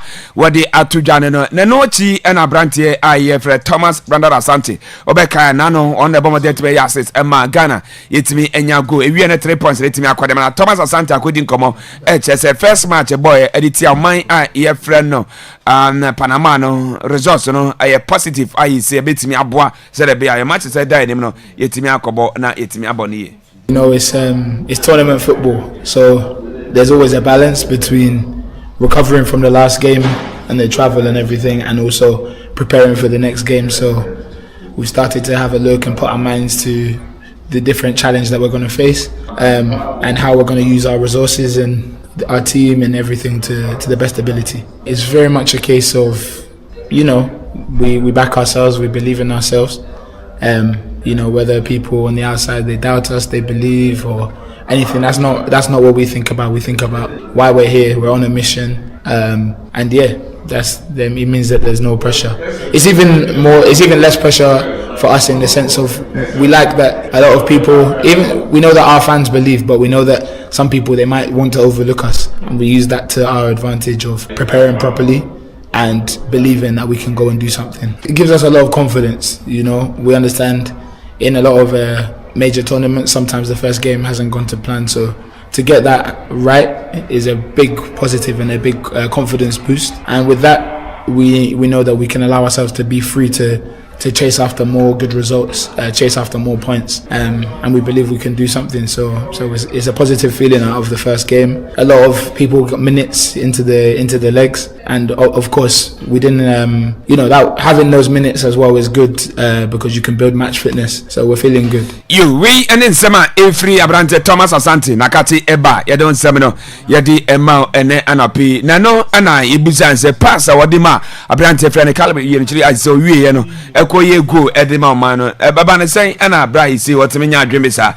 Edesa pass and Edi Eko and no Anna Thomas Asante Ejima the Quintia or the pass Eko Makali. I think people know with our team we have so many fast attackers. We can go from defense to offense very quickly. So I think the ball dropped to Caleb, and immediately I started peeling wide because Antoine had come into the middle. So Caleb passed it to Antoine, and then I started to peel wide and running behind. But as I turned, I realized that Antoine had already passed the ball in the space, which I'm happy because he knows that I'm a fast player and I like to use my legs. But I was probably expecting it to arrive a little bit later, so I had to really put the afterburners. And I saw the defender. The defender actually played in the championship with me at another team, so I'm familiar with him, and I just wanted to make sure I give everything to get on the end of that pass. And I know that he tried to tackle, but thankfully I got over that hurdle and pressed towards the goal. Of course, the first thing in my mind is, can I shoot? And then I realized the angle was a bit tight, so I had to look for the right pass. And I saw Antoine was running, I saw Caleb at the back post, and only after I saw that there was some cutback options, maybe to Fatawa and to Prince as well. But in the end, I chose to put it across because it's an easier finish. Of course, there's two players who they can both score goals. Caleb he's on a great run of form, isn't he? Now he scored with Wales and now Panama, and I was so happy for him to get that moment. We got to keep on making more and more. We and then some Thomas Asante what they are to Jawasaka Sadia for Ghana and England match no say a match you see ye pese ye winning and to obey Hansen for Ghana for nyina betray support no e dey moment say na no ye against of mine I friend the Panama ne we 3 points etime ekọ edimai. Of course, we all want to win the game, so we're going to do that. But I think we're going to do our best to do that, But I think the way that what we can offer is just to give our best, to try our best to have an excellent performance, to try our best to show our dedication and that we want to lay ourselves down for the nation and give everything. I think I was speaking to my friend as well, and I was saying we love and we appreciate that everyone has so much hope in us achieving something.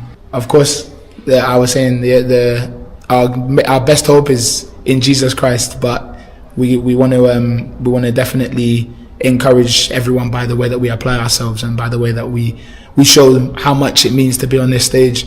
And when we see everyone in the stands with the paint on their face or in their Black Stars jersey, we want them to know we're out there for them to give everything. Of course, every sport there's a winner, a loser, you can draw. But we go in really optimistic for what we want to do, and we're praying that it goes well. And regardless, we keep marching forward, keep believing, keep getting behind us. We're so proud of all that you've done and the whole world has seen how amazing fans you are. I'm one of you. I'm a Black Stars fan too. I always have been, and I'm representing you, and we all are. And we want to do you proud. So let's keep on fighting, keep on believing, and stay together always, and then no one can beat us. We and then some Efri Abrante Thomas Asante na so ye eba na Jonathan Mensah said in komo e dey for Blaster team na ayi secret sie na ye gusa ye bosisi na Jonathan Mensah what's a Blaster team no what's aye dey. They want to play for each other. They want to do something for the nation, and happy for the win for the boys, for the team. But I know they will look back and want to play even better, because even though the team won, as a team you want to play better and win again. So if it happens this way, you just go to the drawing board and see where you can improve individually and collectively, because there were a few moments where individuals were good and individuals weren't too good. So there's going to be a lot of learning curve, and it's going to help the team. I believe they know the task ahead is huge, is massive, and to even be selected to play in the World Cup is a big honor, it's a big responsibility, and they love it. From what we saw the passion after the goal, and they know there's a lot of work to be done, which is one, identifying that you need to keep working. The coach just came in and he's done a great job so far. He's won his first competitive game, and the boys will be pleased with that. Obviously, you are never satisfied when you know know you won the game, but this team could have punished Ghana. If it's a strong side like England and you played this kind of football in the first half, you're going to be destroyed. So I know there's so much going on with the team, obviously with the transition that's happening. Lots of young guys. And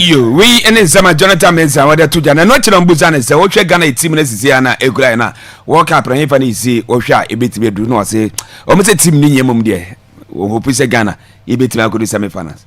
I mean, we can take it a game at a time, which I know they will, but I don't want to put so much expectations. Most of the time when you expect so much, you end up getting nothing. So you just have to take it a game at a time, and I hope they can get to the semi-finals. As young as they are, Ghana usually do well when we are the underdogs. There have been tournaments where we've been counted out, but we go all the way and even get to the finals. Obviously, that is as close as we've as far as we've gone was quarterfinal. We want to top that. In order to do that, you need to sacrifice a lot. I mean, in the long run, I am hopeful. I'm hopeful for this team. Especially when you've played for this team, I played for this country and I know what we can do. I remember my first game in the Senior World Cup, I played with Liade. I had never played with him, even in the friendly game. Played with Liade by my side and played with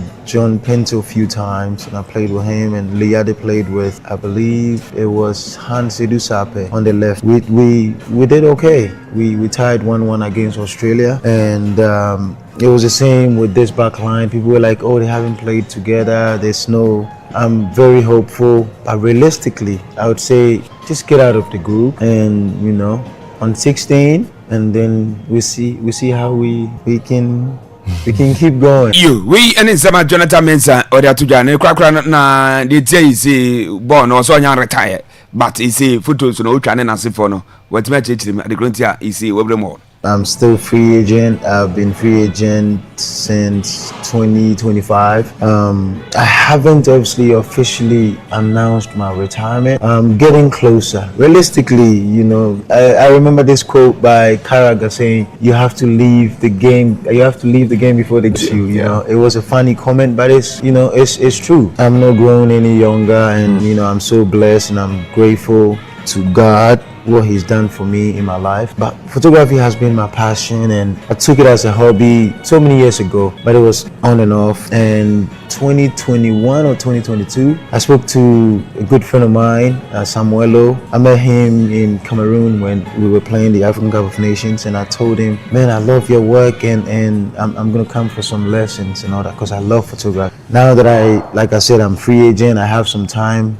on my hands. I take my camera, I go out, and Columbus Crew, grateful to them, they give me access to I go shoot. So, and people are like, oh my God, after he retired, he's doing photography, and I've done this. It's my passion, it's one of them. I do have other ones, and I'm just enjoying it, I'm loving it. Hopefully it can turn into something even bigger, tell my story about how passionate I am about photography, because we and some Jonathan Mensah, former Blasters defender, and comma or the two Jano. Now, solo to Badori, maybe train about my blue Chelsea, no copy more Bologna, a cobolo. It's a low night over. Is in Yangopo Aya Doma Branton Dino, or my independent Tediamano, Ameno Obesina Kain, Eo Itri, Petan, we any day Froba, Edon Sam, Yade Monte Chelsea, Adanasi, Zempo, or Baba Sumye, na Isako Piemo, or Italy, we any day Froba, Edon Samano, Yade Amount and Anopi, Akwaaba Radio 98.1, South coach Casimingo, one also a coach Edema Oblast is a national under 17 Bubukuno, and Tiaban is every for the Shannon Saswani, non coachy, no Makara 10, on 70 under 70, or my woman 2010, and he's some more than to me for my Serbia, a bit to me about man. Yeah, under 17, no one said to my country, come, it's me, Eddie, my way, and the Froba, and tea, or mother tour, I see me no casi, yes, and the other FNS at my confirms ampa, one on see, and the coach, your friend, Prosperity Ugum. ɔkɔ tournament baako baa no benefo timi asesa no we ene de free ba ye de nsɛm ye de ema saa so ɛna hyɛ no nso sɛ DBB United wɔn ɛkyɛ sɛ nyame yɛ adomada wɔkyena wɔn start justify ɛbɛkɔ so ɛwɔ DBB na sɛ ɛbɛkɔ so ɛwɔ Techiman wɔn ɛkyɛ sɛ nyame yɛ adoma wɔn ɛpɛ 15 years ɛkɔpem 19 years for ɛna DBB for ɛkyɛ sɛ wɔn ihia wɔn nti wɔkyena ɛna yisi start na akɔ wie 25th of this month sɛ de bia wɔn timi anya press ahodoɔ na Ghana Premier League na start ya wɔn metimi anya bi ama wɔn abɔ enti DBB United nyame yɛ adomada wɔkyena justify no start ɛwɔ hinam ya park ɛwɔ Techiman 2 days ɛna esi wɔn yɛ over 15 years ɛkɔpem 19 years a wɔ akɔnya sɛ wɔn betimi aba we ɛne de flow a yɛde nsɛm yɛde ɛma ɛnkyɛ brikum kyerɛ so ɛbɛpa coach kɔkɔ danso ntoma na esi ne 3 years no ɔba bɛyɛ adwuma ɛde ama club no we ɛne de flow a ahonsɛm yɛde ɛma kwame na bibia bɔkɔ nyame adum Kofi iyo ma yɛnti wɛ Kofi coach Kasim you see this current FA Nankasa Kofi it seems like Ketu Kriku Kofi wa me Ghana football yi ade debi Kofi Ketu ni adwen papa ma Ghana football jenti na oni adwen papa you see debia me ma kan fia consistently me wa say you under 17 no say bibini entimi nye local coaches ni entimi nye under 17 no so yempe Akwaaba coach or ye development coach na yemfa ya under 17 man no na yen sign be we are 6 years 7 years ko fu sign 6-7 years akola na was 17 years no even after 2 years of national team Morocco format for how many years 18 nti aka how many years no bo na aka 2 years na aka se dem no aka 1 year akola was 17 years na flow you know team national team under 17 be me wa am 14 16 years we go fi am say we dey roughly say 16 years kra na within 2 years of national team man ye go fi dey ntiam se Ketu Kriku ye football na nkasa no the development of our football go fi on pen yi no go fi ni say ever since Aket buy say around 2019 no buy we dey team fan free 2020 me pe problem go fi ni say under 17 no over there 7 coaches under 17 year for over there 7 coaches and say wonya dey say pamana Ben Foku abako Pakwesi Fairway na abako Lai Kings la abako Frimpong Manso then Prosper Ogum and afei Kasimenga uvi na under 17 na appoint under 17 coaches said the Pam national team we senior national team coaches na say us your friend is a Prosper dey na no say no wa work as onyande and na make sure say Kofi me say nya dey okay no mutie me say from day one amaga say coaches no bia nya for under 17 no because under 17 for development na the coaches o mutimiti to am entinimum kopo obi a Kofi the development of our football no nklado betimi atete omu ye Kofi abrofu coaches no omu development coaches no hu hi omu chen we no because ko Barcelona na Kofi academy no the edition mu academy no dey ba yes Barcelona team yeah so when your coach or take the Barcelona system na say coach obetimi develop players no Kofi enko ba bia anything na make a choice say what for adwuma na ye ka say Prosper Ogum ye na nyo on na eye now there was a certain coach wo ba bia Kofi enkola mu won na promote nkola ne dey ba and e bi na ese nye we national team say we need coaches ebetumi ye adwuma to promote under 17 for into our national teams. Okay. So one, you under 17 in your team say ye trophy oriented. Man ye nkongo kasi ye under 17 no akwaje trophy. Because of some politics na in football mu no, me play any no now enkola mo boy dem pa under 17 for na. And this under 17 team and qualify for World Cup if o guru should be free say wanya ade. Because that's the only time ombenya e de omonkola na eden. Ashem de omakọ tournament no makọ tonkola no. And this year our point to us under 17 coach yeah we had the development no the only thing we look at is say oh wanko when me am fire qualify anko World Cup yanko under 17 Africa nibi that's the only thing they think about but the one thing is okay when me am fire qualify anko now what is the development team na nkasa in the future to say although you me am qualify team no future nti yem pay coach Kofi need the 5 years 6 years na ntu free say get by one coach in under 17 we can at least improve to be 5 players to our national team. But I quite say coach we ba we want his team or the ba any coach be on interest. but say coach ba ko ni so ne na for 5 years Kofi so oni interest kwa na at least obetumi am 2 3 4 players into our national team. Okay. And now cut by over 7 coaches to our national team, which is very bad. Ghana and Kwana be inside wo. Uko Europe Kofi yen above teams you don't see this. Yen pe coaches obetumi developing players na dia amaye. Na enya local coaches. Yen ja make maka just me say local coach no interest o. Na the ordinary man no so interest. Do no pay the CBA. Na me Kofi na Ghana go do say the pay CBA. What now what kind of coaches no? And now POCV yetimi the national team na ye ma contract now ye na POCV. Some man who doing na so ya dey so. Ye the man who doing CV on. Ya ma coach ya ma contract se be coach under 17 contract bi no start coach. We 6 months into aka betin say ye do kana contract be down. Yo. Ndu POCV ya Kofi onkoje adwuma onfa pen be pa anye den. NC so mo POCV ni ye do na. Okay. So Kofi this is the time. Yen for you under 17 and the foundation of Ghana football. Yes. Every year say the under 17 dia grow o ma we mu dodo. Because na ya tournament. Na se Morocco e against Brazil. Na an 18-year 19-year-old boy. And they control the midfielder Casemiro mu nyina heden. Ebobi ni Kofi tells say what do juvenile football and now you team dia grow Kofi the future of national team na heden. E dia grow. Okay. And e be na 2 years esi ano. When was the last time a team promote to Akwaaba free even under 20? Under 17 for Black Stars no. Kofi bi ni ho apart from Ajimamadum de na e call ya aba be see no na wan biem. Okay. Omo mu boy wan biem. The only person that free the juvenile team by Fatawu Ichaku. For how many years? Over for almost by 4 years 3 years ni ye team promote to a single player and for free under 20 grammar in Black Stars no. Okay. It tells us that we are not working hard and be do baby no we mo kwani struggle. And the way do be ani ekopankola na chose omunye den omumra no we say Morocco other teams be nyanda Akwaaba 7 18 19 am that confidence in so be boy national team na see we better development coach Kofi omunu so betumi aye say adwuma na my those players ni bi. Okay. So Kofi ani dey Kurt Okregu me say for the under 17 adwuma dey Kofi Kurt ye football na nkasa na business to person dey on develop anya jo be developing football no. Okay. Kofi atizigi issue no emi ya say Atizigi likely say coach ni say get better.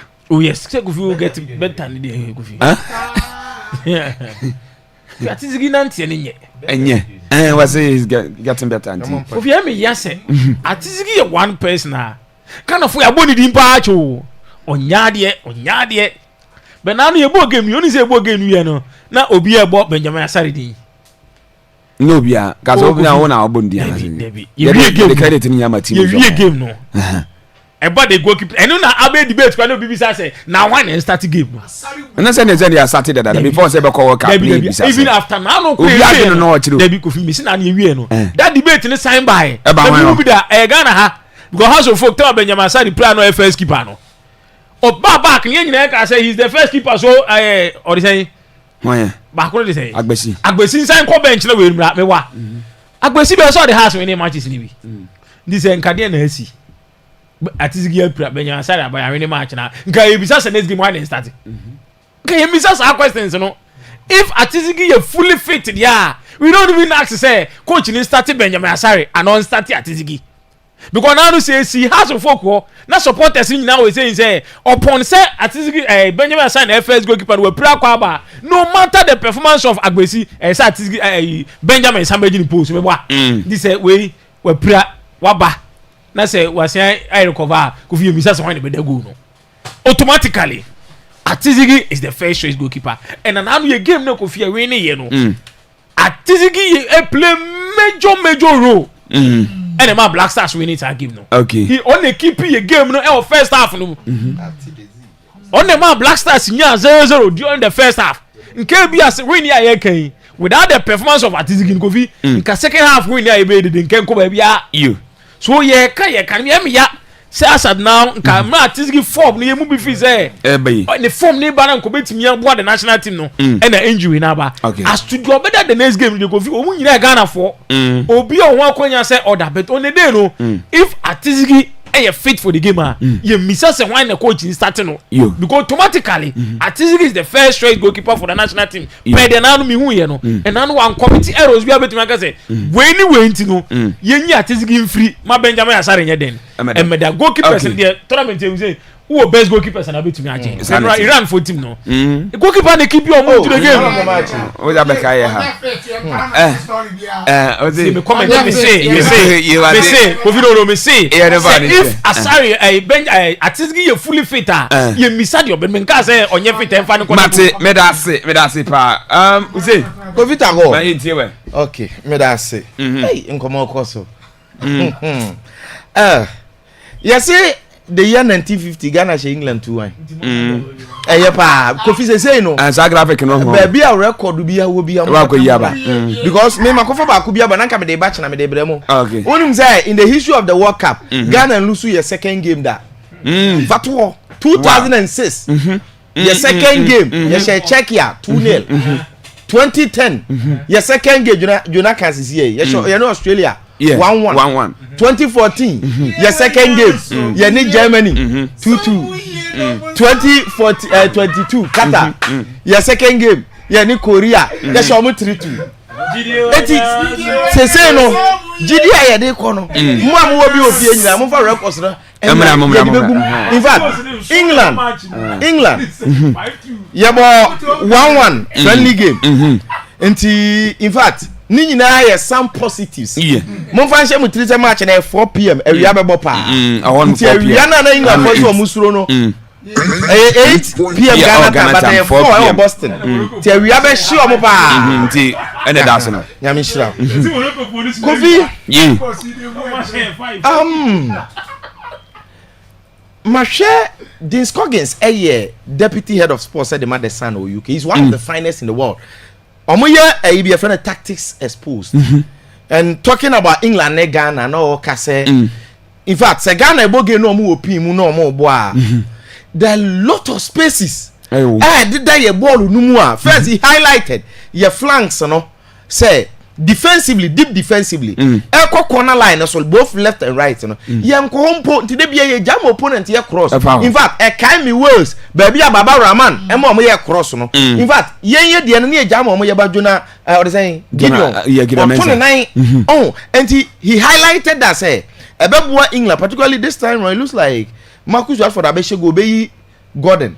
Saka want to obey Madueke. So Marcus Rashford Saka you expect quality crosses inside, and it looks as if the honor one problem we have to address. And then just see a giant infinite. And then he did mention where he said England can drive a bus through our midfield because he believes per what he saw in the game against Panama, there were a lot of open spaces. Particularly times and those places that he was talking about was Abrante and the Hurricane movements.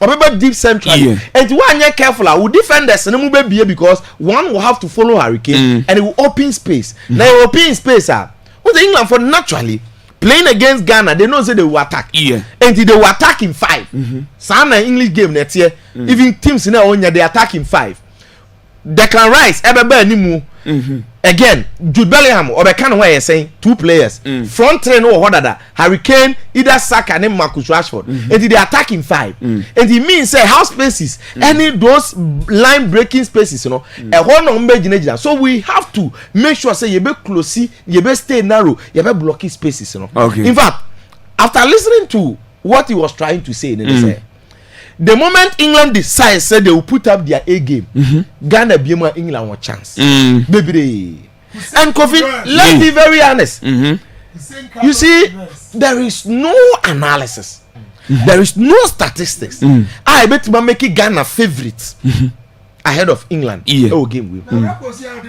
And I cannot lie to anybody. So going into this game, we are the favorites. But even if we have 1% chance, there's a chance. Mashada na person ni edin komo said be china ye bobo so aye nyina be ya we. Because at this moment, when you Ghana yes you have to believe. Meaning what but there is one thing that media as an analyst before I enjoy the game as a Ghanaian fan ni bibia. Me expected from Carlos Queiroz. Yen City deep. yen stay close, narrow, compact. Because England for them, more attacking powers no, and when they have weakness.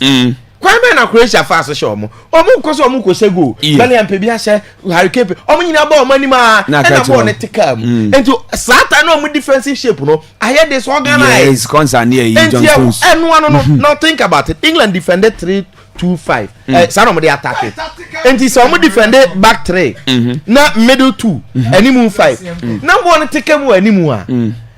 Eninti na me pese Jordan Tranchen. Near the runners, Brandon Thomas Asante, Semenyo, Fatawi Shahaku, and lead the front line. Said the Abeya.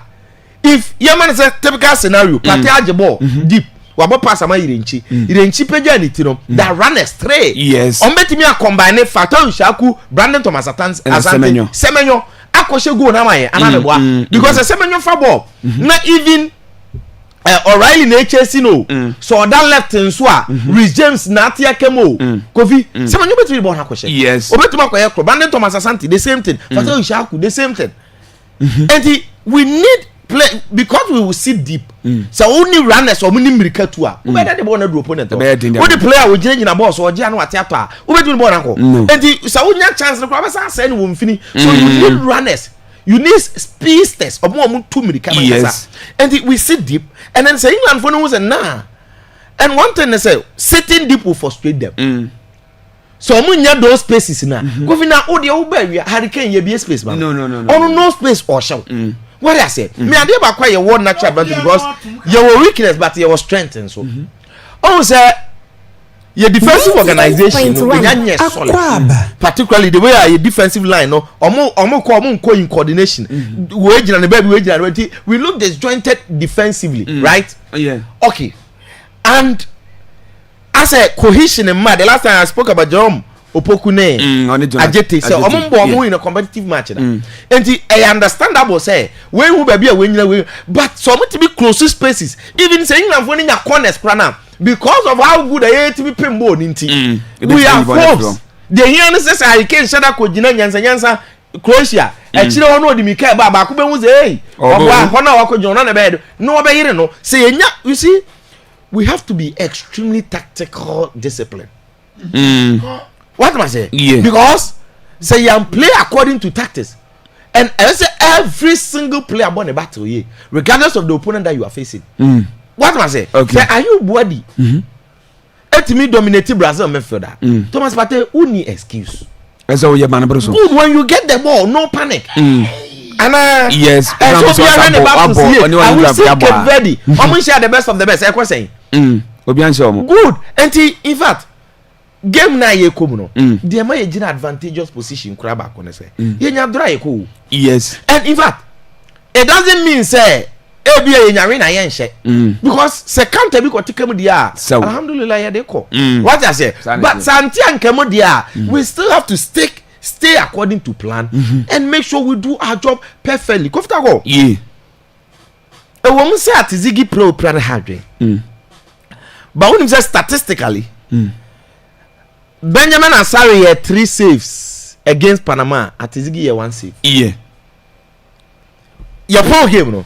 Now, Asare ratings was so the same at Ziggy. All because I had more completed passes. The long passes he player so at the same at Ziggy. And yes, at Ziggy save no yeah, but maybe the MSA, I did back my hope in the say.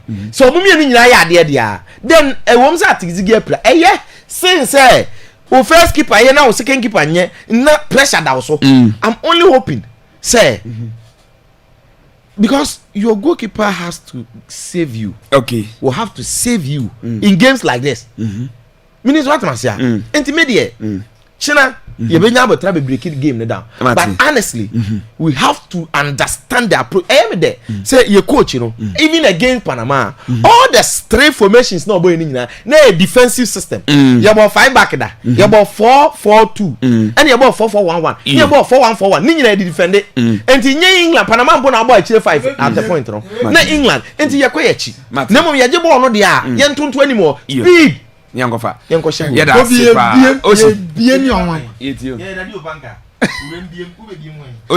Hussein Carlos Cross, no. That's it. Kofi. Yeah. Na be na mu ye coach dance on veiling no. For week here Friday near okay. Yeah. We dey the sren ye dey too many. Sister. Mama we nanso. Recruit Chelsea social media no. And dance. Iyo. So veiling no where other teams are. No play ni omo ya. Iyo. Otun say ampa. Yeah. We on veiling. Omo ye no say omo ye obi a bring down timan so. Nti we dey for the first time. Omo ye no fi bi ni hu. Na kwa omo ye open timan yanko ni. Sa mate. O kan so dey mu say on veiling we dey. Omo veiling ma ko Onia TV ni yanko NTV. Very special me da see. Baby man ko Onia TV3 show. Video ni mo say ma can see. Yango. David don't cause it. You my boss baby. TV so nya so na me da. No that's it. Ore nye he, ore mun kan he. Asamba TV, nya TV man say. Asema papa ka kire me ne de. Aye. Yani banso ho. Yani nyanso. Yeso ka kire so ofa baby awujina na. Ja we go gamle to phone on the man. Ase no kan boko, nya se bia bu, o kan boko. Na ya. Ase na wo twemo. Na o ye ko. Na o ye ko. Mi do fe no ye ko na. Wonye ko ni kwa wie yo. Phone tana so. Na so wo kra nye Chelsea an ka wo TV sida.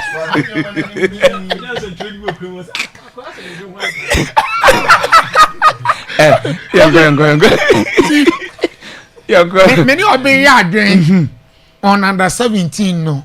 How inconsistent are you in terms of your technical direction? Assistant coach, ni assistant coach, ni ade. You football. The main priority is not about results. So be a convent me and you target our pen was a Sunday day. It is not the best way to go. Yes. I don't know. Say na abro no mo boy you mo be football anim no. So mo shadow. Her World Cup ya ko fi ehwe. When kwalan kitinkitu we ko do akola yo she number 20 ojina fi. Ini o Laos akwa ni ball small 20 years. I say yeah top European team be chasing no. Yes. Buadi. Because of friends baby onyan in titi yo. Yes. Just 18 years how he's bossing the midfield. And as a to youth football na say. You know so him say no na ma Ghana benye di ya be establish. Okay. Oh football mu. You see. And it is so sad to say coach Obabe coachy under 17 under 20. Muso yeah man even permanent contract. Sa coach is there crowd go fi am 10 years or at least once and 5 years. And they be duru no ni nkola na tra che onim nkola no. Nkola ntete any different from penfo ntete no. Penfo no dey typically business for resource. We need a development progress. Who develop the skill of akola no, who the mentality be say the trim, who chira the ball no, agro no say ye bo no. Okay. Oh, na basa Kofi we ba na de chi no oni ho ne we aba de chi no oni ho. Obi anso ba on ideas. Me yes so say Kofi youth football your template da ho. I'm not sure. Me yes sure. I got football. So our template in board our need nka so obi kura mpo no obi gbo ni so okay we ya na nam so to say bia wafa. Or more template da ho nya na wo di bibia ba. Dabi. Bibia de den hye no da ho dada a wo follow steps no. And you go your football no there it doesn't look good in terms of how a future net here. Okay. And any country bia go be only future. On pay special attention on your investment. On you football mu no. Ya be kwa kwesresre players ya mpani fo akuku da mbakwa ko pan nkran na chewa amna ne ho. Sa da be ye. Sa pepe na be ye. Go fi. Jonathan Mensah nkomo no emu ede. O chere say ye ni best of team but you approach match after match bia with different motivation. Any different mentality ni emu ye ni ye den. Say regardless of the situation opponent ebe share ni bia no. Ebe tin na ball to the extent that also Ghana be you know bet to do semi final. Yeah. Even though on paper there it is very difficult.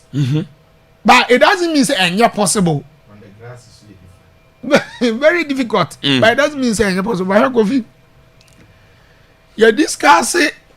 You in England game no. We build up now. It can be brave. But I still stand by what I said previously. Say sɛ Ghana bɛtumi anya bibi from this game ɛyɛ coach na hwɛ tournament wei ɛno a meda hɔ a na asɛm yi bɛsii me tirim sɛ tournament wei coaches na ɛbɔ tournament wei especially saa hydration break ni nkura mpo na ɔmo san de bɛhyɛ mu no nti yes yɛkɔ break ni sɛ 2 ne yɛde half time yɛabɔ half time so 1 first quarter, second quarter. Basket. What I say? And this will break it. Coach, no well, Konya Bia say on the Mubedin Commander Niema Anko, you know, while correcting mistakes. And again, Kofi Ekosia Englander. Yeah, the coach who knows what did Juma Premier League Rumania assistant to Silas Ferguson for years. Kofi only England for a year. I'm your just all idea of how England for how they play. Yeah. You get a point. And your coach in the no Ukrainian on one day need that so. On one day need that so. A place no come up and no mudi ya. I'm not teaching say. Come na coach in Bano before the coach in Bano. Na about mentality. Now of them. Coach we pay place no masamo. Also coach in your mudi come constant communication. I mean the mentality of the boys assassin.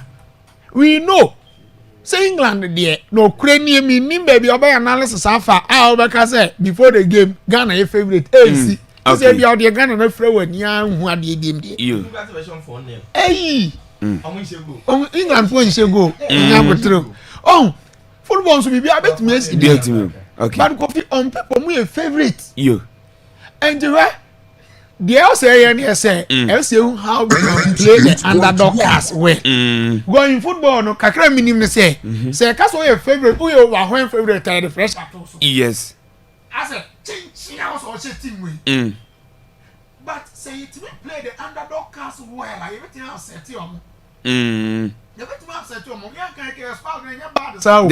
wait here players are English football any so yes Asante your play English football any so Obo Jordan nim Fatau nim Asante Semenyo Asante mo Caleb is a Caleb is omo and no boy let's start no boy let's start no more land you one on wo oni pa onu na be bo onu be shey go na mai kura young guy Ante Kofi be there obi anim say on paper England for so say nemom Mama ya no mfa nkosi etrim enko e de na no kodi ba ko elimi yes I never bounce in akwese first group because when him say yes England there omunye unbeatable omunye beatable you betin na mu ani anya go ba ko fitire na dem so na ne de yina ye small be ko achira yen tra center but they go give too much respect say de na no German see the year Ivory Coast ya ade fe be okay what you say and Hurricane munu we no munu nyina na bobo no Jude Bellingham no munu mo oni ne mo ball crowd any team so munu mo na esi so dey munu mo na dia and omo ni mo omo nkasa na mo nka nchiro mo insight here we no jibo na we na bobo da ojibo na like so the be ko ansa no ya ba ni ade ti go bi we there Mate, meda se ochina ye benya daje ne etimi awrewre mu ye eno the tactical man Ocean and I tell and say I'm a fee 7 or the 0242 0202 08 0242 0202 and 0207 573 Good morning. Good morning. Yes, sir, honey. Dr. Apia Continental. Apia yintio. Remember 50 na nkamo. They make me brother na no record. And to the GD touch and me so little. What you say? I did be at the GD anymore on 2 years. And I'll get join 11:40 so my can't tell me GD am we used to take any. Yeah. The GD one there, you know Amen. You. Me da se pa Apia da se. Good morning. Hello. Como siento? Hello, Kobi Mama. Kofi na no nke tactical man e ne ko bajire no mi da ho Kofi na bofru ni mu too much Kofi na ni mo ba ye se na me mo Ghana ni ni e na no di England e ti ka Kofi ni ano the person be and one I follow you. The family you happy belated birthday and call my come and say that's good morning. Yes, and when Kofi and you. But I remember my family. The one is Blaster. The baby. Okay. I put to a carrier. My say my uncle is so good. Why take lead? And my government is a shade to and into Blaster to Lydia. The body at the same rules to me. To say, I'm going to go feed Madam my palm, but I'm in mistake. When you just said, I say, could you? You mean my interior? Oh, that would be. For we are a boy in a mountain. That would try to wire there. Your first year church, I think so. Then they will see with your needy, no better brother. No, you see. A penny was a starting with it. Bolarable will be an ubiable. Okay. Yeah, that's it, Pammy. Good morning. Hello. Yes, sir. Mr. Alex. Papa.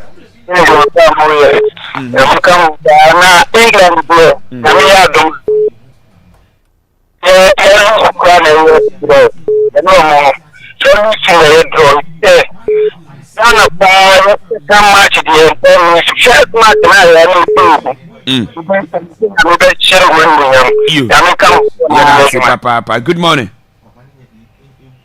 Hello. Hello. Yes, sir. When you? Kofi something you Kofi. But you into that. Ya kama sema tu mapamu ye Kofi. Kofi adia ba ko ni se. Ya Ghana under 17 na mo kan ho asem. Kofi ehu hia pa. Mo mo sa da wu no pa na ama Ghana ye team no akofam. Okay. Senior team veteran adia ba ko ye se ni se actually panic. Yes, some the Chilean consider panitia, Yada Wayne Crocco. Mate, Yada, yes, some Chinamu to Ama, Place Nasoatia, a Chiona Musho in Palma, Yati, Yadamasi, Yada, good morning. Hello. Hello. Yes, sir. Yes, sir. You but it's you. Okay, I'll be a Sagana football, I say. Many supporters here. It's a very best person, you know. Oh, God, I thought that I have yes, the team the next. It's like I want to know the BSC. That's all from a person who are here to go. It's a very issue. Okay. It's a different idea. The young people are one supporting it. You think all connected in the shadows of the media kind of one professor. But you did say it's a really. You. Yes, yeah, that's it. Sinabasco, into you. Bobby. Yes, it's you. You the most leg, my farm mobile. That's my happy 5 days. That's it. Bobby. The farm can no crepa. You got the effort this in Panka and the under 17. The under 17 be a new uncle. While I send you all can say a few wheels and cannot you. Watching coach. That Bias and Kayani Concula, no better. Tabria, who can say yes, and then can you team. You. As you say, a job in a guana could be Chinadia. You were a Uruguayama, Doctor Uruguayama, Ghana Benwin. Yeah, I mean, not of last but good morning. Yeah, hello. Yeah, hello. Yes, but you're from Africa, because of you. But your good player, your modern and support. No, I don't be going to meet you, Yakomasa. Now, the whole Moja Padia, my internet for title, be a funny, Mate, yeah, that's it. Out of your own gato. You Tago. Yes, sir. We can't be the thing, I'm happy for that day. You Tago, the national. You out of here, too. Hello. Hello, Tago. What else is saying? My friend, Mom Ghana for more than you have to say, Cordias, you know, you're doing now. Now, England for second match record at Ghana at your and the time and to watch that in my wife. Yeah, that's it. And you have a commentary. Yeah, then is uncle on me that's it now. So I and see Yanko na yenye birthday see in away from mama. Mama say and yeah abawa aye friend Akuya. Nanakuya. Yes, Nanakuya from Oswa mama. Our Brekum Chelsea ladies, you know. I'm say yamfa video so na ya so happy birthday from all mama na feel papa and say na akua and na akwa wadi almost stress nyankopon enka ho na mfie no mabebe na enka ho nti na akua from Oswa mama or every community ladies happy birthday enko ma you oshino no na way from Kennedy Kofi Mensa was ne ne bra Ifra Richard was say aka Aneka o amakum and ne your birthday nti Aneka happy birthday and confirm from Obra Kennedy Kofi Mensa about the Mabricum Chelsea or Samakum and I saw on my wadapa. You now way from Abai Chelsea and there a Cosmos Kwaku upon San aka Starboy Wo Spain and there a birthday and Starboy happy birthday and quite informal from Wadam for Abai our gift FM was 5 videos so now Yama wadapa. You yantwaso yakwa enim now way from DJ Rango say ene Frida birthday and the Frida from Madam for Rango was 5 videos so near ma woda pa nyankopon ka on pa bia bobo bia no nyankopon entie ne kama empama nti Frida from DJ Rango yene na Akwaaba radio say happy birthday enko empama yantwaso yakwa now you know already Jira wole jina na we na me kofa we ni bi na me we bia we men ka henjire no ono ase de we you know na jira na se me ya fa mani sum yahu oh opa get it so na baby get na yo na way from Tete Nicholas Tete ayadwuma awo Brekum asiya GCB bank ho na ise wo adwuma wo se ne na wa pass I see dana koma so won sa won Benisa birthday nti Benisa from Mofa Tete Nicholas so say happy birthday enko emfama nyankopon enka ho na omfie no oma bebre na enka ho nti enko en nti dia ka fato so way from Brekum Chelsea supporters no isi omo kruma ana fi omo Greater Accra omo se ne ayobapa gifty birthday nti gifty happy birthday enko emfama omo se omo stress nyankopon enka the way woni mu eti no ena akoya wa wodi no happy sakama emfama nti gifty Brekum Chelsea bobo kunya yema happy birthday na yankwe na way from Kisiwa Patricia Obroni Marisa no yane dan ise wo fiase wose ne ayaponsa kwachi na kwachi obi a isofa Akwaaba ni enya grokra de bia sports wotie ni enti aponsa kwachi happy birthday enko emfama yesese umfie na wanyansese an 98.1 evakao enti Kisiwa Patricia aka Obroni Marisa wose happy birthday enkoma aponsa kwachi you na we know from Dina I so Chelsea ladies no Akambi ne kurupa ede asiedu Emmanuel Bang I so Italy na Dana say ene aye Thomas Chere birthday Thomas Chere do na fro why fro o kato basisi Accra na o sisi and the Thomas Chere happy birthday enko emfama from Dina wase afa Akwaaba radio so na yema wa wodapa you na way from Richmond isi yane na wo fiase Richard wo yadwuma pa wo mfa na dwuma ni agro na ni so what thing na binanka so ofise mo but is there you so for free mo what say happy birthday enkoma na damfo I friend O2 enakoya wa wode yes rese nyankopon enka ho Richard dwuma den ai se wo yem yesa no bi na se wo ye enti O2 baby obi a Richmond ai se ne no Akwaaba radio say happy birthday enko emfama obanu minso na yetonzo one van franco ugbe mu de be yam sisi yedi ba ko bia ba sisi ba na yifo be yama no why rango ya je rango se ene de o maye na chire de ama no enti yango mama we afena o ya mama line na sisi enti mama we sese menya na ha DJ Rango ya se enche na DJ Jovi Elrum sisi Rango de ma birthday nko an o you wonya me birthday da Rango Rango maza how ma birthday nko an birthday bia ba So about danger. DJ Rango. Wanyo. Also nye. And then I Josephine birthday. Josephine from Wadam for DJ Rango. Was saying Akwaaba radio so now yeah we so happy birthday. And from DJ Rango was say Josephine and then ayo awda and Nyankopon inshira. Now o man friend baby na enka.